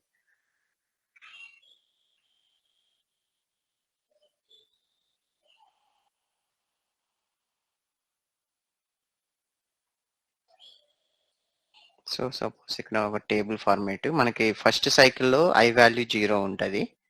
ఓకే, సెకండ్ సైకిల్కి వచ్చేటికి ఐ వాల్యూ ఎంత అవుతుంది, ప్లస్ ఉంది కాబట్టి 1 అవుతుంది. ఓకే, అంటే మనం ఎన్ని సైకిల్స్ తిప్పాలి మన కవరేజ్ ట్రూ అనేది రావాలి అని అంటే, anyone can guess? 6 cycles. 6 cycles. 5. 6 greater than 5. Okay. 5 greater than 5 కూడా false. I'm not asking about I value. So I value obviously once it comes to greater than 5 it goes inside the if. But how many cycles I have to repeat? 0, 1, 2, 3. Okay, so 5 cycles. 5. Okay. Okay, everyone is wrong. Let's go to this video. This one will continue. Now cycle 3 కి వచ్చేటప్పటికి I value ఎంత అయింది, 3 అయింది. Cycle 4 కి వచ్చేటప్పటికి 3 అయింది. మనకి ఎంత, గ్రేటర్ దాన్ 5 రావాలి. సైకిల్ 5 కి వచ్చేటప్పటికి 4 అవుతుంది, సైకిల్ 6 కి వచ్చేటప్పటికి 5 అవుతుంది. But still it is not a greater than 5 కదా. సో 7 సైకిల్స్ తిప్పాలి మనం. ఆల్మోస్ట్ 7 సైకిల్స్ తిప్పితే అప్పుడు I value is greater than 5. 6th సైకిల్లో కూడా మనకు ఐ వాల్యూ 5 అవుతుంది, +1. 7 సైకిల్ టైంలో I value is 6. Now 6 is greater than 5. Then it will go inside the if control. So 7 cycles మనం తిప్పాలి. Not 5, not 6, not 4. Okay, so ఇప్పుడు మనకి I greater than 5 అవ్వడానికి కాంపౌండ్ ఐటరేషన్ వాల్యూ అనేది 7 ఇవ్వాలి. అంటే అదే టెస్ట్ కేస్ని మనకి అన్ని టైమ్స్ ఐటరేట్ అవుతుంది అనమాట.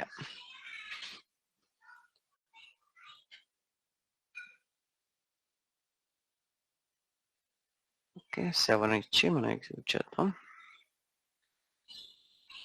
Now it covers the true case.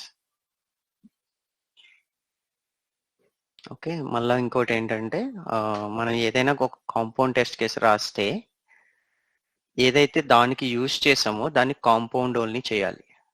Okay, ఇక్కడ రైట్ క్లిక్ చేస్తే కాంపౌండ్ ఓన్లీ అని ఉంటుంది. మనం కాంపౌండ్ ఓన్లీ చేస్తే ఇలాగా ఇటాలిక్ గా మారుతుంది అనమాట. ఇప్పుడు మనకు దీనికి ఏమవుతుందంటే ఇటాలిక్ గా మారినప్పుడు ఇక్కడ ఎగ్జిక్యూట్ బటన్ మీరు చూసారంటే ఇది డిజేబుల్ అయిపోతుంది. సో అంటే మనం ఈ టెస్ట్ కేసు రాసింది only for compound test case. అంటే ఇది 7 times రిపీట్ అయితే కానీ నాకు కవరేజ్ రానప్పుడు దీన్ని ఎగ్జిక్యూట్ చేయడం అన్నెసరీ, ఎడిషనల్ స్టెప్ కదా. మనం ఎగ్జిక్యూట్ చేయాల్సింది దీన్ని, కాంపౌండ్ టెస్ట్ కేసుని. సో అందుకు we will skip this by marking as compound only. అప్పుడు ఏమవుతుందంటే ఎగ్జిక్యూషన్ అనేది ఇక్కడ రాదు. బట్ కవరేజ్ ఈ ఫంక్షన్కి ఎలా వచ్చింది అంటే because of compound test case execute అవడం వల్ల ఇక్కడ మనకు కవరేజ్ వచ్చింది.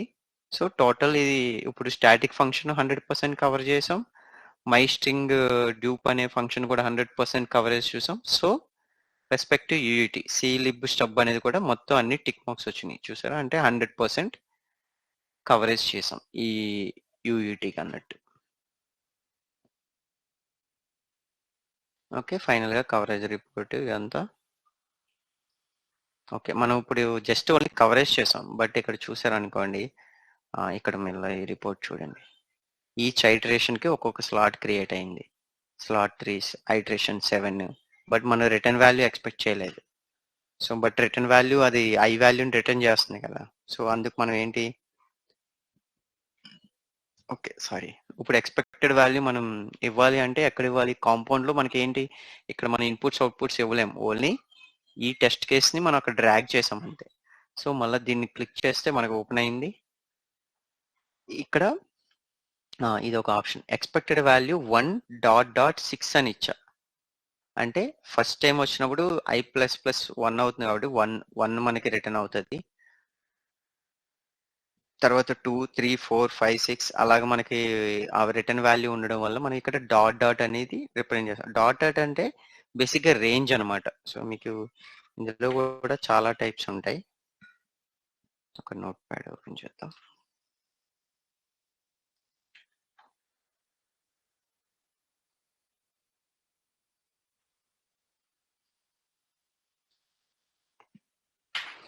ఓకే, మనం రేంజ్ ఎలా ఇస్తామంటే ఇప్పుడు సపోజ్ 1.6 అని అంటే ఇప్పుడు అది ఎలా కన్సిడర్ చేసుకుంటుంది అంటే ఒక సైకిల్ ఆర్ ఈవెంట్ ఏదైనా.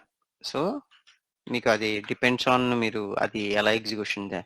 ఇప్పుడు ఒకటే టెస్ట్ కేసు డైరెక్ట్ కాంపౌండ్ రాయకుండా టెస్ట్ చేస్తున్నారు అనుకోండి ఇక్కడే, అప్పుడు ఇలాంటి వాల్యూస్ ఇస్తే అది ఈచ్ ఈవెంట్ కింద తీసుకుంటుంది. అలా కాకుండా కాంపౌండ్లో అంటే ఈచ్ సైకిల్ కింద తీసుకుంటుంది. అది డిపెండ్స్. సో ఇదేంటంటే ఫస్ట్ ఈవెంట్కి 1 వాల్యూ తీసుకుంటుంది. ఓకే, సో తర్వాత సెకండ్ ఈవెంట్ రన్ చేస్తున్నారు. ఓకే, సెకండ్ ఈవెంట్లో వాల్యూ అనేది +1 అవుతుంది అనమాట, 2 తీసుకుంటుంది. సో అలాగే రేంజ్ అనమాట ఇది. సో అలాగా 1 to 6 వరకు తీసుకుంటుంది బేసిక్గా. సపోజ్ ఇలా కాకుండా నేను ఇలా ఇస్తాను. నా ఇప్పుడు మీకు ఇందాక ఒక వెహికల్ స్పీడ్ ఒకటి సినారియో చెప్పా. సో నా వెహికల్ స్పీడ్ అనేది ర్యాంప్ అప్ అవ్వాలి with the rate of some. So first starting ఇనిషియల్గా మన 0 km ఉంటుంది. సో నాకు 100 kph అవ్వాలి with the rate of for every సెకండ్కి నాకు 10 kph చేంజ్ అవ్వాలి. అప్పుడు నా ఇన్పుట్ ఏంటంటే నేను ఇలా ఇస్తాను. సో ఇలా ఇస్తే అప్పుడు ఫస్ట్ ఈవెంట్కి మనకి ఏ వాల్యూ తీసుకుంటుంది, 0 తీసుకుంటుంది. ఓకే, సెకండ్ ఈవెంట్కి anyone can guess what is the value will be the second event? 1. 1 sir. 1 sir. 10. We have given the ఇక్కడ మనకి ఎంత రేట్ ఇచ్చాం. Okay. సో మనకి ఈచ్ ఈవెంట్కి ఎంత ఇంక్రిమెంట్ అవ్వాలి, అలాగే మనం 100 వరకు రీచ్ అవుతాం అనమాట. సో మనం ఎప్పుడైతే ఇది ఇస్తామో దాన్ని బట్టి డిపెండ్ అవుతుంది. అలాగే థర్డ్ ఈవెంట్కి ఏమవుతుంది, థర్డ్ ఈవెంట్కి మన వాల్యూ 20 అవుతుంది. సో అలా ఇంక్రిమెంట్ అవుతుంది. సేమ్ సపోజ్ ఇదే మీకు ర్యాంప్ డౌన్ సినారియో కావాలి. సపోజ్ ర్యాంప్ డౌన్ సినారియో ఉందనుకోండి, అప్పుడు మీరు ఎలా ఇస్తారు, సపోజ్ మీరు 100 స్పీడ్లో ఉన్నారు, బ్రేక్ వేసినప్పుడు నాకు 0కి రావాలి. దానికి కూడా సమ్ ర్యాంప్ డౌన్ సినారియో. అప్పుడు ఏమి ఇస్తారు ఇక్కడ? అది కూడా 10తో అవ్వాలి. 0 -10 ఇచ్చినా కూడా అవుతుంది. -10 ఇవ్వాలి. అప్పుడు మనకేమవుతుంది? అప్పుడు ఎవ్రీ ఈవెంట్కి 10 తగ్గుకుంటూ అవుతుంది. ఇక్కడ ఈవెంట్ అంటే మేబీ 1 సెకండ్ అనుకోండి. ఓకే, 10 సెకండ్స్లో మనకు 0కి వచ్చేయాలి. 100 స్పీడ్లో ఉన్నాం, 10th సెకండ్లోకి మనకు 0 అయిపోవాలి. అంటే ఈచ్ సెకండ్కి మనకి ఎంత తగ్గాలి? 10 తగ్గుకుంటే 10 సెకండ్స్లో మనకి 0 అయిపోతుంది. సో అదే మనం ఇచ్చుకోవాలి. ఓకే, ఇది డివైడ్ బై, ఇది బేసిక్గా మనం ఇచ్చే ఇక్కడ 0 ఎప్పుడు ఉండదండి. మనం రేట్ ఇచ్చేటప్పుడు ఏదర్ ఇది 0 అంటే మనకి ఇంకేం ఉండదు అనమాట. మనం ఓన్లీ ఫస్ట్ వాల్యూ కన్సిడర్ చేస్తున్నట్టు 100. సో ఇక్కడ మనకి సమ్ నాన్ జీరో వాల్యూ ఉంటేనే ఆ ర్యాంప్ డౌన్ కానీ ర్యాంప్ అప్ కానీ మనం అప్లై చేస్తున్నట్టు. ఏ రేట్తో అవ్వాలి అన్నది మనం ఇక్కడ డిఫైన్ చేస్తాం. అది తగ్గాల పెరగాల. సో 100 నుంచి మనకు తగ్గాలి కాబట్టి నెగిటివ్ సినారియో ఇచ్చుకున్నాం. సో అంటే -10 -10 అలా 100 -10 90 -10 80 -10 70 అలా 0 అవుతుంది. అప్ టు 0 వరకు మనం రేంజ్ ఇచ్చుకున్నాం. సపోజ్ నాకు 10 to 50 వరకే రావాలి. అప్పుడు నాకు 5 సెకండ్స్ చాలు. ఇక్కడ ఓన్లీ 5 సెకండ్స్లోనే 50కి రీచ్ అయిపోయి ఇంకా ఆగిపోతుంది అనమాట. అక్కడి నుంచి మళ్ళీ ఇంకా నెక్స్ట్ ఈవెంట్ ఉన్నా సరే అది ఏ వాల్యూ కన్సిడర్ చేసుకుంటుంది? 50 వాల్యూయే కన్సిడర్ చేసుకుంటుంది. ఓకే, మన ఎన్ని ఈవెంట్స్ వరకు మనకి వాల్యూ కావాలి అంత రేంజ్ ఇచ్చుకుంటాం with the rate of this. Okay, so దాన్ని బట్టి మనం ఇన్పుట్ వాల్యూస్ అనేది ఇస్తాం. ఓకే, సో బేసిక్గా ఇదంతా ఇదే టెస్ట్ కేసు. సో మళ్ళీ ఇది వచ్చేటప్పటికి ఓవరాల్. సో ఓకే, దీనికి యాక్చువల్గా వేరే వీడియో ఉన్నట్టుంది, మేబీ ఇందులో కూడా కవర్ చేసినట్టు. సో ఇక్కడ మనం మేనేజ్మెంట్ రిపోర్ట్ చూడొచ్చు. బట్ మీరు ఏదైనా సరే ఎప్పుడైనా సరే test view management report full report పెట్టేటప్పుడు ఇక్కడ సెలక్షన్ ఆఫ్ కర్సర్ మ్యాటర్ అనమాట. మనం ఎంటైర్ ఎన్విరాన్మెంట్కి రిపోర్ట్ చూస్తున్నామా or only respect to C file చూస్తున్నాం. సి ఫైల్కే కావాలి అనుకుంటే ఇక్కడ సెలెక్ట్ చేసి మనం రిపోర్ట్ ఓపెన్ చేయాలి. ఇప్పుడు నేను ఓపెన్ చేసిన ఎంటైర్ కాబట్టి మీకు ఇక్కడ చూస్తే అన్నీ కనబడుతున్నాయి చూసారా? ఐ మీన్ కొంచెం బ్యాక్.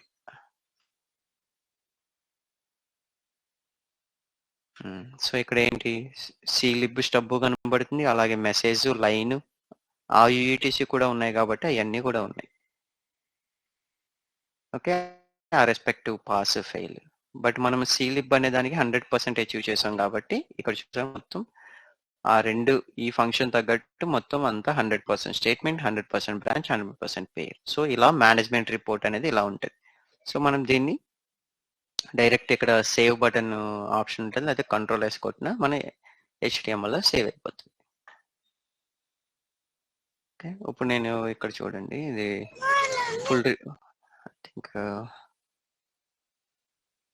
ఈవెన్ సైక్లోమెట్రిక్ కాంప్లెక్సిటీ కూడా ఇక్కడే మీకు కనబడుతుంది. సో ఇప్పుడు నేను ఫుల్ రిపోర్ట్ కొట్టాను, బట్ ఫుల్ రిపోర్ట్ ఎక్కడ పెట్టి కొట్టాను? మెసేజ్ అన్న ఫైల్కి పెట్టి ఫుల్ రిపోర్ట్ కొట్టా. సో అంటే ఓన్లీ మెసేజ్లో ఉన్న టెస్ట్ కేసు యొక్క ఫుల్ రిపోర్ట్ మాత్రమే మనకి ఇక్కడ కనబడుతుంది. So basic path. సో మనం దీంట్లో ఏ ఎగ్జిక్యూట్ చేయలేదు కాబట్టి అన్ని 0 ఉన్నాయి. అదే సి లైబ్రరీ మీద కొట్టి నేను ఫుల్ రిపోర్ట్ కొడితే సో టోటల్ 2 టెస్ట్ కేసెస్ రాసాం, అందులో 14 ఎక్స్పెక్ట్ చేసాం కాబట్టి 14 పాస్ అయినాయి. ఆ రిపోర్ట్ అంతా అనమాట ఇది. సో మీరు అనలైజ్ చేసుకోవడానికి యూజ్ అవుతాయి ఇవన్నీ. ఓకే, లాస్ట్లో మీకు ఈ టేబుల్స్ కూడా వస్తాయి. సో ఓకే, సో ఇది ఈవెన్ దాంతోపాటు ఇంకా ఒకటి ఇంకో వీడియో కవరేజ్ వీడియోస్ అని చెప్పి చేసా.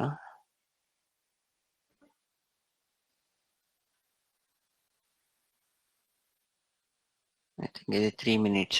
సో ఇందులో కూడా మీరు టెస్ట్ కేస్ డేటా కూడా చూడాలి అంటే చూడొచ్చు.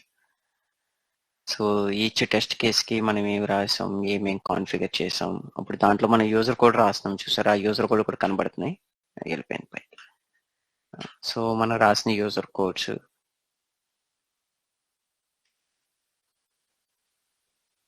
రిక్వైర్మెంట్ నోట్స్ ఏది రాసుకున్నా మనకి ఇక్కడ అన్ని విజిబిలిటీ ఉంటాయి. సో ఫుల్ రిపోర్ట్ ఇవన్నీ హైపర్ లింక్స్ బ్లూ కలర్ లో కనబడుతున్నాయి కదా, మీరు డైరెక్ట్ అక్కడ క్లిక్ చేసిన డైరెక్ట్ ఆ టెస్ట్ కేసు డెఫినేషన్కి వెళ్తాయి అనమాట. Okay, so pass fail, so అవన్నీ ఇక్కడ ఒకటి చూపెడతాను.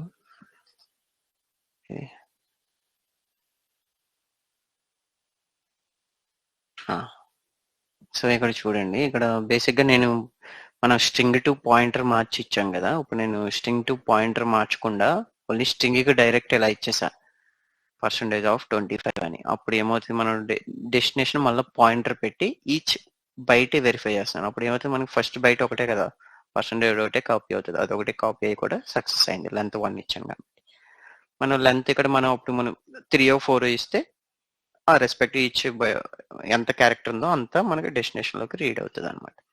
సో ఇక్కడ ఓన్లీ లెంత్ 1 ఇచ్చాం కాబట్టి ఓన్లీ ఫస్ట్ క్యారెక్టర్ మాత్రం మనం ఎక్స్పెక్ట్ చేసాం. అంటే లెంత్ కూడా influencing my copy data from source to destination అని కూడా, ఇది కూడా ఒక టెస్ట్ సినారియో అనమాట. అంటే మనం ఆల్ పాసిబుల్ సినారియోస్ మీరు టెస్ట్ చేసేటప్పుడు మీకు బేసిక్గా ఏంటంటే ఇక్కడ మీ అనలిటికల్ స్కిల్స్ అన్ని మీకు బాగా యూజ్ అవుతాయి. ఏ రకంగా మనం సాఫ్ట్వేర్ అన్ని విధాలుగా కరెక్ట్గా రాసారా లేదా. ఓకే, ఇప్పుడు దీన్ని బట్టి ఏంటి, ఈవెన్ నాది 3 bytes ఆఫ్ డేటా అయినా సరే నా లెంత్ 1 ఇవ్వడం వల్ల ఓన్లీ 1 byte ఆఫ్ డేటా అనేది డెస్టినేషన్ కాపీ అయింది. Okay, length also influencing the code, అంటే కాపింగ్ ద డేటా అనేది మనకి ఇక్కడ కన్క్లూజన్ వస్తున్నట్టు. అలా డిఫరెంట్ సినారియోస్ మీరు ట్రై చేస్తూ ఉండి ఫైనల్గా రిక్వైర్మెంట్ కోడ్ మ్యాచ్ అయిందని ప్రూవ్ చేయాలి. ఓకే, ఇది మేనేజ్మెంట్ రిపోర్ట్. సో ఇవి మిగతా ఫంక్షన్స్కి రాసిన టెస్ట్ కేసు కాబట్టి అన్నీ కనపడుతున్నాయి అలాగే ఓవరాల్గా కూడా పర్సంటేజ్లు ఉంటాయి. మీరు ఇవన్నీ కూడా ఈ మేనేజ్మెంట్ రిపోర్ట్ని డెలివరీ చేస్తారు. అండ్ సో ఇది బేసిక్గా అదే సేవ్ ఆప్షన్ HTML ఫార్మాట్లో మనం నేమ్ ఇచ్చుకుంటాం. సేవ్ ఆప్షన్ తోటి మనం మేనేజ్ చేయొచ్చు. ఓకే, తర్వాత ఇంకో ఆప్షన్ వచ్చేటప్పటికి రిగ్రెషన్ స్క్రిప్ట్ అనేది క్రియేట్ చేస్తాం. సో రిగ్రెషన్ స్క్రిప్ట్ అనేది బేసిక్గా ఏంటంటే మీ కరెంట్ యాక్టివిటీని మీ కరెంట్ ప్రోగ్రెస్ని సేవ్ చేయడం కానీ, ఆర్ మీరు ఇప్పటిదాకా డిజైన్ చేసిన TST ఫైల్ ఉంది. TST అంటే టెస్ట్ కేసెస్ డిజైన్ చేశారు, ఫుల్ రిపోర్ట్ మేనేజ్, మీ వర్క్ అంతా అయిపోయింది. ఓకే, మీరు ఇప్పుడు ఆర్టిఫాక్ట్స్ డెలివర్ చేయాలి. సో మీరు ఇప్పుడు ఏంటి, మేనేజ్మెంట్ రిపోర్ట్ ఫుల్ రిపోర్ట్ని సేవ్ చేశారు, బట్ టెస్ట్ కేసెస్ ఇంకా సేవ్ చేయలేదు కదా. ఆ టెస్ట్ కేసెస్ సేవ్ చేయడానికి క్రియేట్ రిగ్రెషన్ స్క్రిప్ట్ ఆప్షన్ అనేది ఉంటుంది. ఓకే, ఈవెన్ మీరు ఇక్కడ అండర్ టెస్ట్లో స్క్రిప్ట్ ఎక్స్పోర్ట్ ఆప్షన్ అని కూడా ఉంటుంది. కానీ క్రియేట్ రిగ్రెషన్ వల్ల ఏంటంటే మీరు ఎన్విరాన్మెంట్ వేరియబుల్స్లో మీరు ఏమైనా చేంజెస్ చేసినా, ఎన్విరాన్మెంట్ యూజర్ కోడ్లో ఏమైనా చేంజెస్ చేసినా అవి కూడా క్యారీ అవుతాయి అనమాట, అవి కూడా ఎక్స్పోర్ట్ చేస్తుంది. సో క్రియేట్ రిగ్రెషన్ స్క్రిప్ట్ పెట్టి మీరు బ్రౌజ్ చేసుకోవాలి ఎక్కడికి కావాలి అని. మీరు ఒక ఫోల్డర్ నేమ్ ఏదైనా డమ్మీ నేమ్తో క్రియేట్ చేసుకోండి.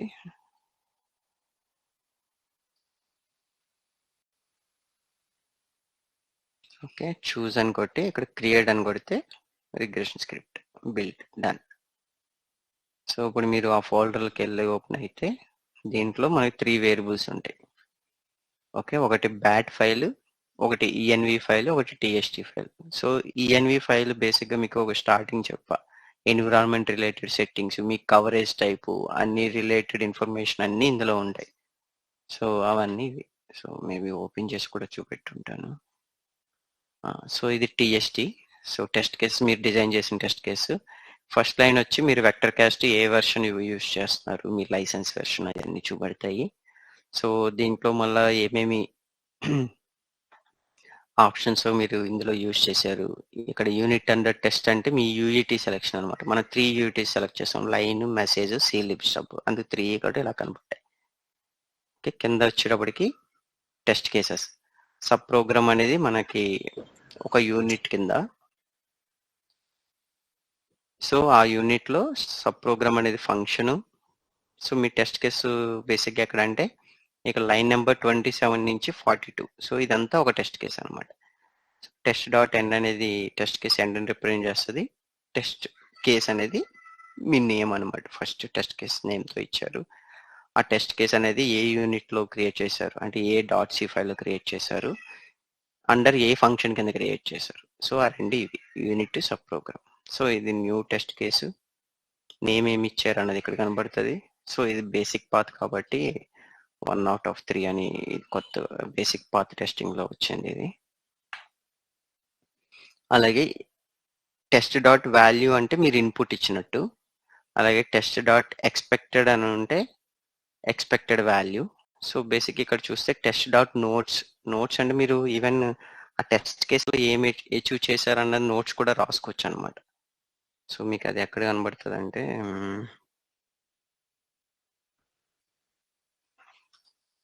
టెస్ట్ కేసు క్రియేట్ చేసిందో లేదా,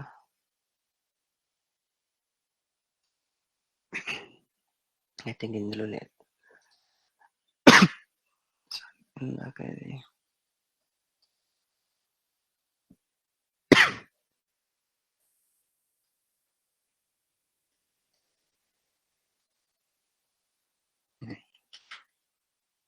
సో ఇక్కడ నోట్స్ అని కనబడుతుంది చూసారు. ఇక్కడ మీరు టెస్ట్ కేస్ క్రియేట్ చేసిన sorry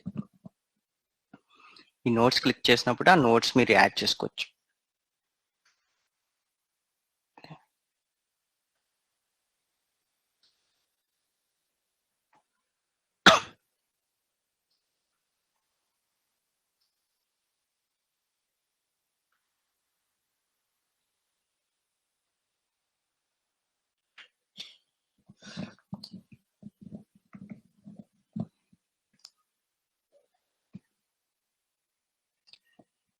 One minute, water అవసా.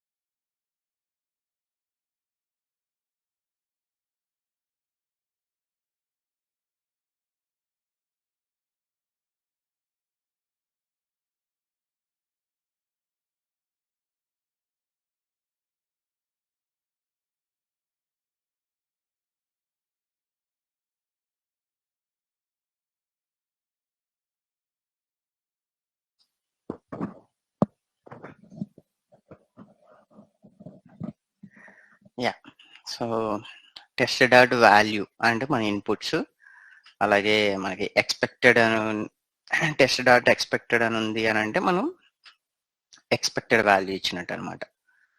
So expected value verify చేస్తున్నట్టు. అలాగే యూజర్ కోడ్ ఏమన్నా రాస్తే మనం అదే టెస్ట్ కేసులో ఇలాగా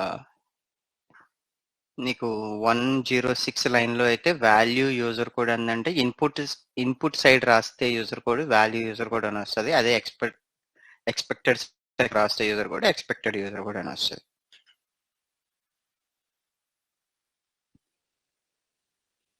అలాగే ఈచ్ సబ్ ప్రోగ్రామ్స్. సో ఇదంతా కవరేజ్ రిపోర్ట్. ఓకే, నెక్స్ట్ ఇంకేమున్నాయి? కోడ్ అయిపోయింది. డీబగ్గింగ్ మీరు డైరెక్ట్ ఇది వీడియో లింక్ దీంట్లో చూసుకోండి, అది పిన్ చేస్తాను కూడా టీమ్ గ్రూప్లో.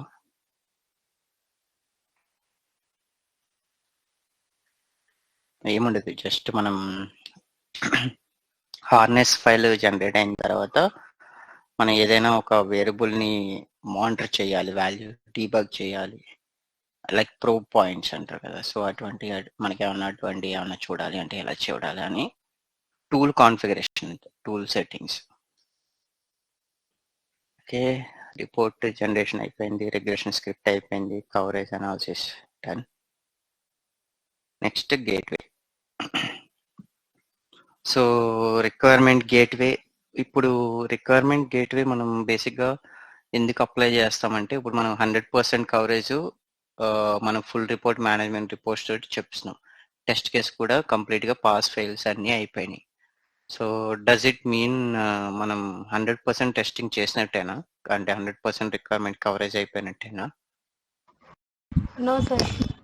సో ఎస్, సో మనకు ఆ కంక్లూజన్ అనేది ఇంకా తెలియదు కాబట్టి ఎడిషనల్ గా మనం ఇంకో స్టెప్ చేస్తాం, అది రిక్వైర్మెంట్ గేట్వే అనమాట. సో మన రిక్వైర్మెంట్ ఎవ్రీ రిక్వైర్మెంట్ కి టెస్ట్ కేస్ కూడా డ్రైవ్ చేసామా లేదా అని ఆ మ్యాపింగ్ అనేది మనం చేస్తాం, లైక్ లింక్. సో బేసిక్గా ఈ టూల్స్ ని వెక్టర్ కాస్ట్ సపోర్ట్ చేస్తుంది. అందులో మనం మెయిన్లీ మనం యూజ్ చేసేది డోర్స్. ఓకే, సో ఇక్కడ ఒక ఇమేజ్ పెట్టాను. సపోజ్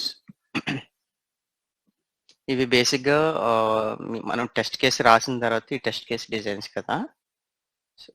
ఇక్కడ మనకి నెంబర్ ఆఫ్ రిక్వైర్మెంట్స్ అనేవి బిలో కనపడుతున్నాయి, ప్రాజెక్ట్ రిక్వైర్మెంట్స్. సో ఈ ప్రాజెక్ట్ రిక్వైర్మెంట్ మనం డబుల్ ఇక్కడ మనం నోట్స్ టెస్ట్ కేస్ యూజర్ కూడా ఆప్షన్స్ దగ్గరే రిక్వైర్మెంట్స్ అనేవి వస్తాయి. సో అవి ఎలా రావాలి అన్నదానికి ఒక వీడియో ఇస్తాను, సో అందులో చూడండి. మనం ఎప్పుడైతే ఈ రిక్వైర్మెంట్స్ ఓపెన్ చేస్తామో లోడ్ అయిన రిక్వైర్మెంట్స్ అన్ని ఇక్కడ కనబడతాయి. సో ఇందులో మనం ఏ రిక్వైర్మెంట్స్ ని ఈ టెస్ట్ కేస్ లో కవర్ చేసామన్నప్పుడు మనం దాన్ని డబుల్ క్లిక్ చేస్తే ఇక్కడ యాడ్ అవుతాయి అన్నమాట. సో అలా ఇక్కడ some LED set to green after RX is complete, interrupt is received. So something ఇక్కడ ఇంటరప్ట్ స్టేటస్ అనేది నీడ్ టు రివ్యూ అని పెట్టుకున్నారు. సమ్ మేబీ ఇది డిఫరెంట్ టెస్టింగ్ అప్రోచ్ అనుకుంటా. సో ఇలాగా మనం రిక్వైర్మెంట్స్ అనేవి లింక్ చేస్తాం. ఇది కూడా మనకి క్లియర్ వీడియో ఉంది నీట్గా. సో ఇది డోర్స్ మనకి ఉండేయండి. ఈ ఫుల్ వీడియోలో కనబడుతుందా? యా,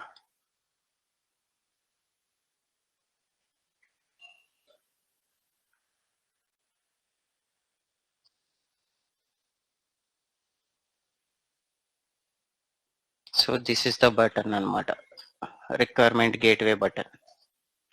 సో ఇది రిక్వైర్మెంట్ గేట్వే బటన్.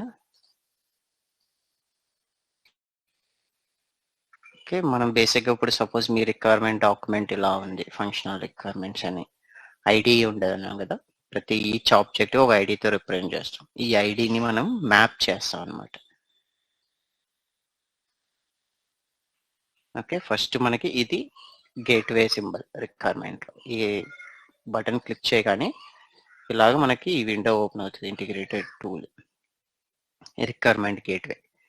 సో ఈ రిక్వైర్మెంట్ గేట్వేలో మనం ఈ సెట్టింగ్స్ అనేవి ఇవ్వాలి. మీరు డోర్స్ కమాండ్, మీ డోర్స్ ఎక్కడ ఇన్స్టాల్ చేశారు మీ లోకల్ పీసీలో, ఆ పాత్, మీ డేటాబేస్ ఏంటి. సో ఇదంతా లైసెన్స్ మీకు ప్రాజెక్ట్ బట్టి మీకు ఇన్స్టాలేషన్ బట్టి ఇస్తారు. అలాగే మీకు ఒక యూజర్ క్రియేట్ అవుతుంది డోర్స్ డేటా రిక్వైర్మెంట్ యాక్సెస్ చేయడానికి, అవి ఇస్తారు. అలాగే ఈ మాడ్యూల్ పాత్ అంటే మీరు ఏ రిక్వైర్మెంట్ డాక్యుమెంట్ ని లింక్ చేయాలనుకుంటున్నారు ఆ పాత్ అనేది మనం ఇవ్వాలి. ఈ పాత్ అనేది కూడా మనం డోర్స్ నుంచి కాపీ చేస్తాం.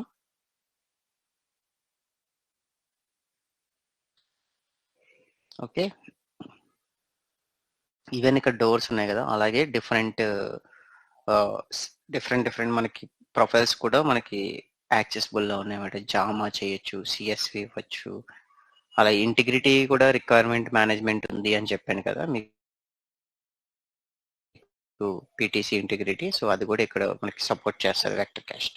సో మనం ఏది అన్న దాన్ని బట్టి మనం ఆల్ రెస్పెక్టివ్ అప్లికేషన్ ని యూజ్ చేసుకుంటాం. మనం బేసిక్ ఇప్పుడు ప్రజెంట్ ఇది డోర్స్ డెమో కాబట్టి డోర్స్ సెలెక్ట్ చేస్తారు.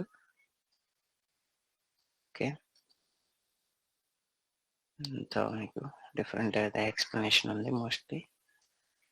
సో మనం దాన్ని బట్టి మనం కింద రెస్పెక్టివ్ సెట్టింగ్స్ ఇస్తాం. ఓకే, సో ఒకసారి మనం మాడ్యూల్ ఇచ్చిన తర్వాత ఇక్కడ ఫైండ్ మాడ్యూల్ అని కొడతాం. అప్పుడు మన యూజర్ యాక్సెస్ చూసుకుని ఇది కొంచెం వైట్ అయింది చూసారు ఇది. సో ఇది వైట్ అయింది అని అంటే ఓకే కనెక్షన్ అవుతుంది. అలాగే మీకు ఇది కర్సర్ పెరుగుతూ ఉంటుంది అనమాట. పెరుగుతూ ఉన్నప్పుడు ఇక్కడ మనకి స్క్రోల్ విండో కూడా ఎనేబుల్ అవుతుంది. ఇది మనకు కొంచెం టైం పడుతుంది. ఆ టైంలో ఇది బ్లింక్ అవుతూ ఉంటుంది అనమాట ఇది.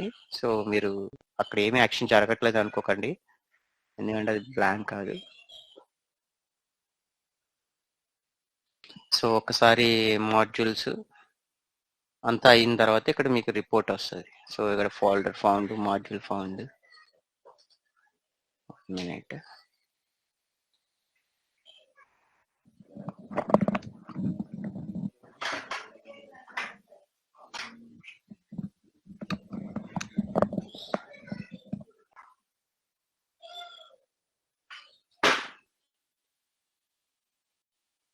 ఓకే, సో మాడ్యూల్ ఫౌండ్ అయింది. సో ఫౌండ్ అయిన తర్వాత ఇక్కడ మనకి నెక్స్ట్ ఆప్షన్ ఏంటంటే, ముందు మనం ఆప్షన్స్లో ఉన్నాయి ఇక్కడ కింద, తర్వాత ఇంపోర్ట్కి వచ్చిన తర్వాత ఇక్కడ కీ యాట్రిబ్యూట్స్ ఇవ్వాలి. ఈ కీ యాట్రిబ్యూట్స్ కూడా మనం మీ డోర్స్లో వాడే ఫిల్టర్స్ బట్టి కాలం నేమ్, మీకు టాప్లో ఒకటి చూపెట్టాను కదా, మీకు ఈచ్ యాట్రిబ్యూట్కి ఒక కాలమ్స్ ఉంటాయి అని చెప్పి, కాలం నేమ్స్ మనం ఇక్కడ ఐడెంటిఫై చేస్తాం. సో అయిన తర్వాత ఒకసారి ఇంపోర్ట్ కొడితే అన్ని రిక్వైర్మెంట్స్ ఇక్కడ ఇంపోర్ట్ అవుతాయి. అదే మనం చూసుకుంటాం. తర్వాత ఒక టెస్ట్ కేసు కొట్టిన తర్వాత ఇంకా రిక్వైర్మెంట్ క్లిక్ చేసేటికి మనకి ఆ రిక్వైర్మెంట్ పాత్ కనబడుతుంది. మనం ఎక్స్పాండ్ చేసుకుంటాం. సో ఈ రిక్వైర్మెంట్ మనం ఇక్కడ డ్రాగ్ అండ్ డ్రాప్ కానీ డబుల్ క్లిక్ చేస్తే ఈ పలానా రిక్వైర్మెంట్ ఈ టెస్ట్ కేసు కానీ లింక్ అవుతుంది. అలా మనం ఎన్ని టెస్ట్ కేసులు ఉంటే అన్నట్లకి పెడతాం. సో మనం లింకింగ్ అయిన తర్వాత మేనేజ్మెంట్ రిపోర్ట్ చూస్తే ఇలాగ అప్పుడు మీకు ఒక రిక్వైర్మెంట్ ట్యాబ్ కూడా యాడ్ అయ్యి పలానా టెస్ట్ కేస్కి ఈ రిక్వైర్మెంట్ ట్యాగ్ అయినట్టు మీకు అది కూడా కనబడుతుంది. ఓకే, సో మేబీ వాళ్ళు డిఫరెంట్ చేసి ఉంటారు ఇందులో. ఓకే, ఇది కూడా మీకు శాంపుల్ డోర్స్లో మనం ఆ టెస్ట్ కేస్ పాస్ అయిందా ఫెయిల్ అయిందా రిపోర్ట్స్ అన్ని పెడతాం అన్నమాట. మీకు ఆల్మోస్ట్ ఇక్కడ డోర్స్ కవర్ అవుతుంది, అది కూడా కవర్ అవుతుంది. సో ఇది ఆ వీడియో. సో ఇది కూడా మీకు దాంట్లో అప్లోడ్ చేస్తాను. సో యాజ్ ఆఫ్ నౌ అయితే ఇవి.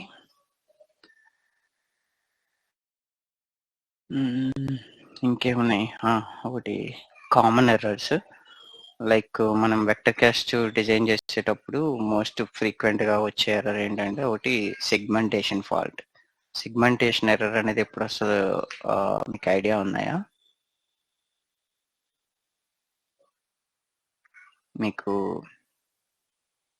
ఎక్సెప్షన్ కాన్సెప్ట్స్ చెప్పేటప్పుడు ఏమన్నా ఎందుకు ఎక్సెప్షన్స్ రాస్తాం? సో ఎక్సెప్షన్స్ ఏమీ చెప్పలేదు సార్. ఎక్సెప్షన్స్ కవర్ చేయలేదా? ఓకే, బట్ యూజువల్గా ఎక్సెప్షన్ అంటే ఐడియా ఉందా మీకు? No, sir. The exception handling. Any error we got, what we suppose it is a server error. We can't understand. We need to get some text. It is getting some error. Try cache like that. Some exception, something we need to get what we like to display.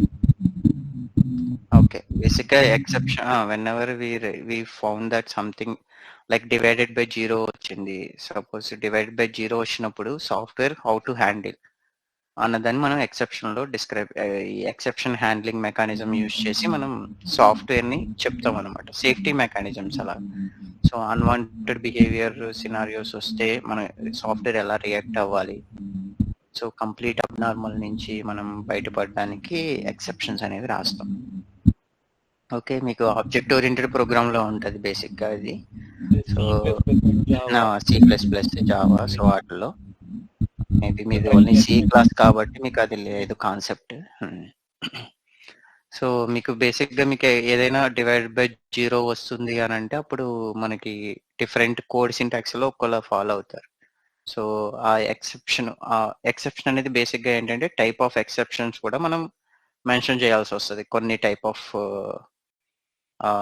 ఏంటి programming లాంగ్వేజెస్కి. ఇప్పుడు Java ఉందనుకోండి, okay, మనం even Java code రాసేటప్పుడు ఏ type of exception వస్తుందని కూడా మనం mention చేయాల్సి వస్తుంది. కొన్ని అలా ఉండదు, ఒక టైప్ ఆఫ్ ఎక్సెప్షన్ ఒక క్లాసిఫికేషన్ కింద చేశారు, ఆ క్లాసిఫికేషన్ నేమ్ యూజ్ చేసినా సరిపోతుంది మనకి. సో అలా డిపెండ్స్ ఆన్ ద కోడ్ మనం ఎలా యూజ్ చేసామనే దాన్ని బట్టి. సో బట్ మనకి వెక్టర్ క్యాస్ట్లో ఎక్కువ మనకి ఎక్సెప్షన్స్ ఎలా వస్తాయంటే మనకి పాయింటర్స్ ఉన్నప్పుడు మనకి మెమొరీ ఉండి ఆ మెమొరీ మనం అసైన్మెంట్ కనుక ఇవ్వకపోతే సో అది ఎక్కడ మనకి ఇప్పుడు సపోజ్ రైట్ చేయాలనుకుంటున్నారు ఒక పలానా మెమొరీలో ఆ మెమొరీ మనం యాక్సెస్ ఇవ్వలేదు అనుకోండి సో ఆబ్వియస్గా అది ఎక్కడ పెట్టాలో తెలియదు. అలాంటి టైంలో మనకు వచ్చే కామన్ ఎర్రర్ ఏంటంటే సిగ్మెంటేషన్ వైలేషన్ అనమాట.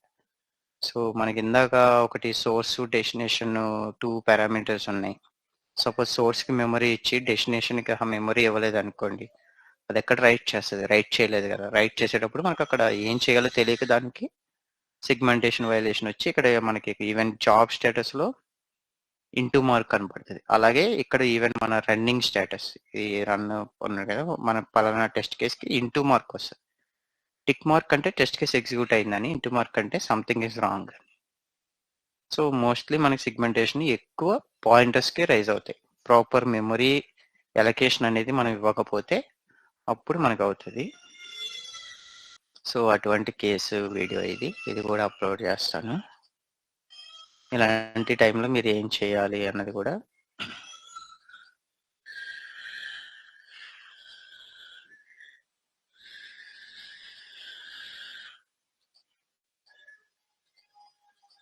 కవరేజ్ అంతా మేబీ నాకు తెలిసి ఇది ఒక ఫంక్షన్ పాయింటర్ ఎగ్జాంపుల్ తీసుకుని చేసినట్టున్నాను. ఓకే, ఈ వీడియో కూడా చూడండి.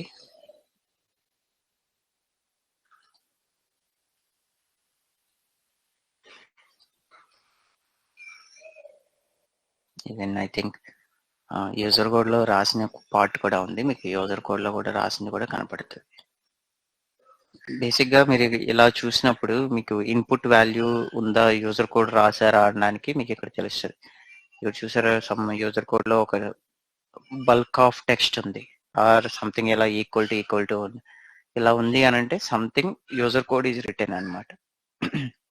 అప్పుడు మీరు ఏంటంటే దీని మీద డబుల్ క్లిక్ చేస్తే ఆ యూజర్ కోడ్ విండో ఓపెన్ అవుతుంది. అప్పుడు దాంట్లో మీరు ఏం రాశారనేది కంప్లీట్ కోడ్ అనేది అక్కడ విజిబుల్ అవుతుంది.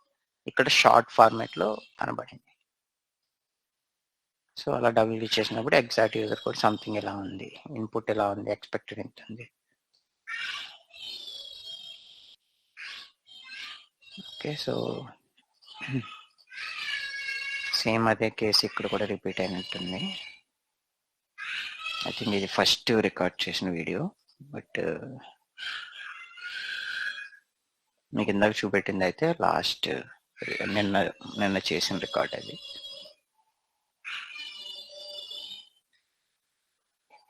ఓకే, సో ఇవన్నీ షేర్ చేస్తాను. సో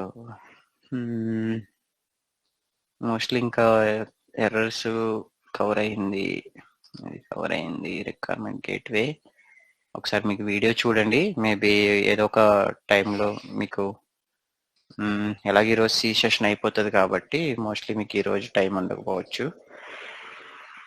మేబీ నెక్స్ట్ వీక్లో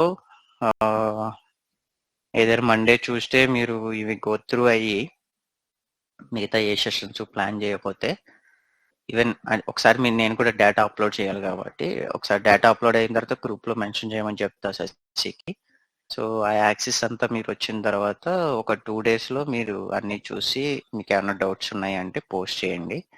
మీన్ వైల్ నేను కూడా ఇంటర్వ్యూ క్వశ్చన్స్ సో అవి కూడా ఒక ప్రిపేర్ చేస్తాను. సో అవి కూడా డేటా షేర్ చేస్తాను. ఓకే, ఈ వీడియోస్లో టెస్ట్ కేస్ రైటింగ్లో కానీ మీకు ఇంకేమైనా సినారియోస్ ఉంటే ఎలా వెరిఫై చేయాలి అనే డౌట్ వస్తే ఇవి మేజర్ అండి. బేసిక్ మనం ఎలా చేయాలని తెలుసుకోవాలి. ఆబ్వియస్గా మీకు టెస్ట్ కేస్ డిజైన్ వచ్చేటప్పటికి మీ ఓన్ ఆప్షన్స్ మనం చూస్ చేసుకోవచ్చు. ఓకే, సో కొంతమంది ఏంటంటే వాళ్ళకి కోడింగ్ ఇష్టం అనుకోండి, ఆ టెస్ట్ కేసులో ఇన్పుట్ ఎక్స్పెక్టెడ్ వాల్యూస్ డైరెక్ట్ ఇవ్వకుండా అంతా యూజర్ కోడ్లో రాసుకుంటారు. అది కూడా రాంగ్ ఏం కాదు. యూజర్ కోడ్లోనే మీరు ఫంక్షన్ పారామీటర్స్ కింద ఆర్గ్యుమెంట్స్ కింద ఫంక్షన్ కాల్ కింద పాస్ చేసేసి దానికి సో మన ప్రింట్ఎఫ్లో అవుట్పుట్ వెరిఫై చేసేసి సో అలా కూడా రాసుకోవచ్చు. ఆ ఫ్లెక్సిబిలిటీ మనకి టూల్ ఇచ్చింది. బట్ ఏంటంటే ఒక ప్రాజెక్ట్లో ఒక స్టాండర్డ్లో అందరూ ఒక వేలో వెళ్తారనమాట.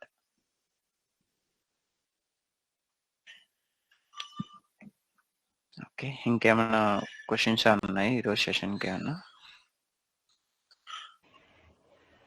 సార్ మీరు ఫస్ట్ టెస్ట్ కేసు రాసినప్పుడు మెలాక్ చెప్పారు కదా, సో అది ఫస్ట్ ఎన్విరాన్మెంట్ లో యాడ్ చేయకుండా చేశారు. సో అప్పుడు మనకు ఫెయిల్ వచ్చింది. మళ్ళీ సెకండ్ టైం మీరు టూల్ ఫస్ట్ నుంచి స్టార్ట్ చేసి మెలాక్ అనేది స్టబ్ చేస్తున్నారు. ఓకేనా? సో మనకి ఇప్పుడు ఫస్ట్ టైం చేశారు కదా, మనకు టెస్ట్ కేసు అది కూడా మెన్షన్ చేస్తారా? హెడర్ ఫైల్స్ ని మీరు స్టబ్ చేయండి, లేకపోతే అంటే మనకు స్టబ్ చేసినప్పుడు సక్సెస్ వస్తుంది, స్టబ్ చేయకపోతే ఫెయిల్ వస్తుంది కదా, అది కూడా మనకు మెన్షన్ ఇస్తారా స్పెసిఫికేషన్ లో? అది అది ఉండదు. అది మనం యాక్చువల్ గా కవరేజ్ అచీవ్ చేసామని చెప్పి మనం ఒక నోట్స్ ఇస్తాం డెలివరబుల్ ఆర్టిఫాక్ట్ అంటే. సో ఎలాగ మనం రిగ్రెషన్ స్క్రిప్ట్ లో మనం ఆబ్వియస్ గా మనం సెట్టింగ్స్ అన్ని కూడా ఈఎన్వి ఫైల్ ఇస్తున్నాం కదా, ఆబ్వియస్ గా ఈఎన్వి ఫైల్లో ఒక మెలాక్ ఫంక్షన్ స్టబ్ చేసినట్టు కూడా అక్కడ ఇన్ఫర్మేషన్ ఉంటుంది. సో ఇప్పుడు రివ్యూవర్, ఇప్పుడు మీరు డెలివర్ చేసి రివ్యూవర్ కి ఇస్తారు. రివ్యూవర్ అనేది మీరు డెలివర్ చేసిన ఈఎన్వి యూజ్ చేస్తేనే మళ్ళీ ఆ టెస్ట్ కేసు పాస్ అవుతుంది, మళ్ళీ లేకపోతే ఫెయిల్ అవుతుంది. సో ఆబ్వియస్ గా అక్కడైనా రివ్యూవర్ అప్పుడు వెరిఫై మెలాక్ ని స్టబ్ చేశారు. బికాస్ ఇప్పుడు మీకు అక్కడ మళ్ళా మ్యాటర్ ఉంటుంది. అక్కడ మీరు లైబ్రరీ ఫంక్షన్స్ ని స్టబ్ చేయాలా వద్దని కూడా ఒక నోట్ అనేది ప్రొవైడ్ చేయాలి. అది లైబ్రరీ ఫంక్షన్ స్టబ్ చేయడం అనేది ఒక లైఫ్ ఆఫ్ ప్రాసెస్ డీవియేట్ అవ్వడమే. సో ఆ డీవియేషన్ అనేది మనకి టెస్ట్ మేనేజర్, మీరు ఇలాంటి సిచ్యువేషన్ వచ్చినప్పుడు టెస్ట్ మేనేజర్ రిపోర్ట్ చేస్తారు. టెస్ట్ మేనేజర్ దాన్ని డాక్యుమెంట్ చేయాలి. ఓకే, ఫలానా so and so file deliverable file మాత్రం ఈ స్టబ్ ఫంక్షన్ అనేది 100% కవరేజ్ కోసం ఈ లైబ్రరీ ఫంక్షన్ స్టబ్ చేసాం. Rest all other cases library function implementation is carried as original file అన్నట్టు, ఒరిజినల్ ఫంక్షనాలిటీ అలాగ ఒక నోట్ రాస్తాను. ఇవన్నీ ఎప్పుడంటే మన సర్టిఫికేషన్ టైంలో యూజ్ అవుతాయి. ఆడిట్ ఆ టైంకి వెళ్ళేటప్పటికి మనకి ఆ రిపోర్ట్స్ అనేవి యూజ్ అవుతాయి. వాళ్ళు మెన్షన్ చేస్తే మనం అంటే మీరు ఇన్ఫార్మ్ చేయాలి, మీరు ఇన్ఫార్మ్ చేస్తే వాళ్ళు డాక్యుమెంట్ చేస్తారు. సపోజ్ ఇప్పుడు ఎన్ నెంబర్ ఆఫ్ హెడర్ ఫైల్స్ ఉంటాయి కదా, మనకి ప్రతిసారి మనం చెక్ చేయలేం కదా. అంటే ఇప్పుడు నేను చూపెట్టిన ఎగ్జాంపుల్ అలా కేసు వాడారు వాళ్ళు చెక్ అనేది, అంటే ఎందుకంటే అక్కడ డబుల్ పాయింటర్ అయింది కాబట్టి మెమరీ నుంచి చూడొచ్చిన తర్వాత నెక్స్ట్ పాయింటర్ రిఫరెన్స్ అనేది అన్అవైలబుల్ గా ఉంది. సారీ, సో అందుకు మనకు అక్కడ నల్ కేసు ఉంది. అది కోడ్ డిజైన్ బట్టి మోస్ట్లీ డైనమిక్ మెమరీ అలొకేషన్ అనేదే ఉండదు చాలా చోట్ల, ఎందుకంటే మన ఎంబెడెడ్ సిస్టమ్స్ కాబట్టి ఫిక్స్డ్ మెమరీ అడ్రసెస్ ద్వారా ఈ అప్లికేషన్ ఈ అడ్రస్ నుంచి ఈ అడ్రస్ మాత్రమే యూజ్ అవ్వాలి. మనకు చాలా లిమిటెడ్ మెమరీ రిసోర్సెస్ ఉంటాయి. Okay sir, thank you. Memory copy functions ఉంటాయి తప్ప మెలాక్ అటువంటి రేర్ కేసెస్.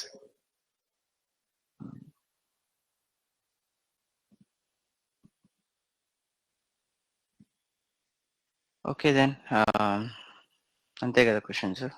మేము ఏమన్నా ఉంటే మనం ఇంకో సెషన్లో మాట్లాడుకుందాం. శశి జాయిన్ అయ్యావా or Govardhan?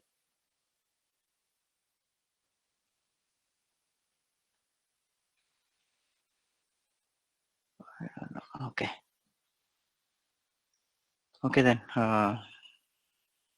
Thanks team. Maybe మీకు ఏమైనా డౌట్స్ ఉన్నా vector cache related, doors, configuration management, మీరు క్వశ్చన్ రాసేటప్పుడు పిన్ కూడా చేయండి, సో దట్ అది ట్రిగ్గర్ అవుతూ ఉంటుంది. సో అంటే మీరు వాట్సాప్లో పెట్టేటప్పుడు పిన్ చేస్తే ఆ రెస్పెక్టివ్ యూజర్కి తెలుస్తుంది. Okay okay sir. Okay, yeah, thanks and all the best. Bye. Thank you. Thank you sir. Thank you sir.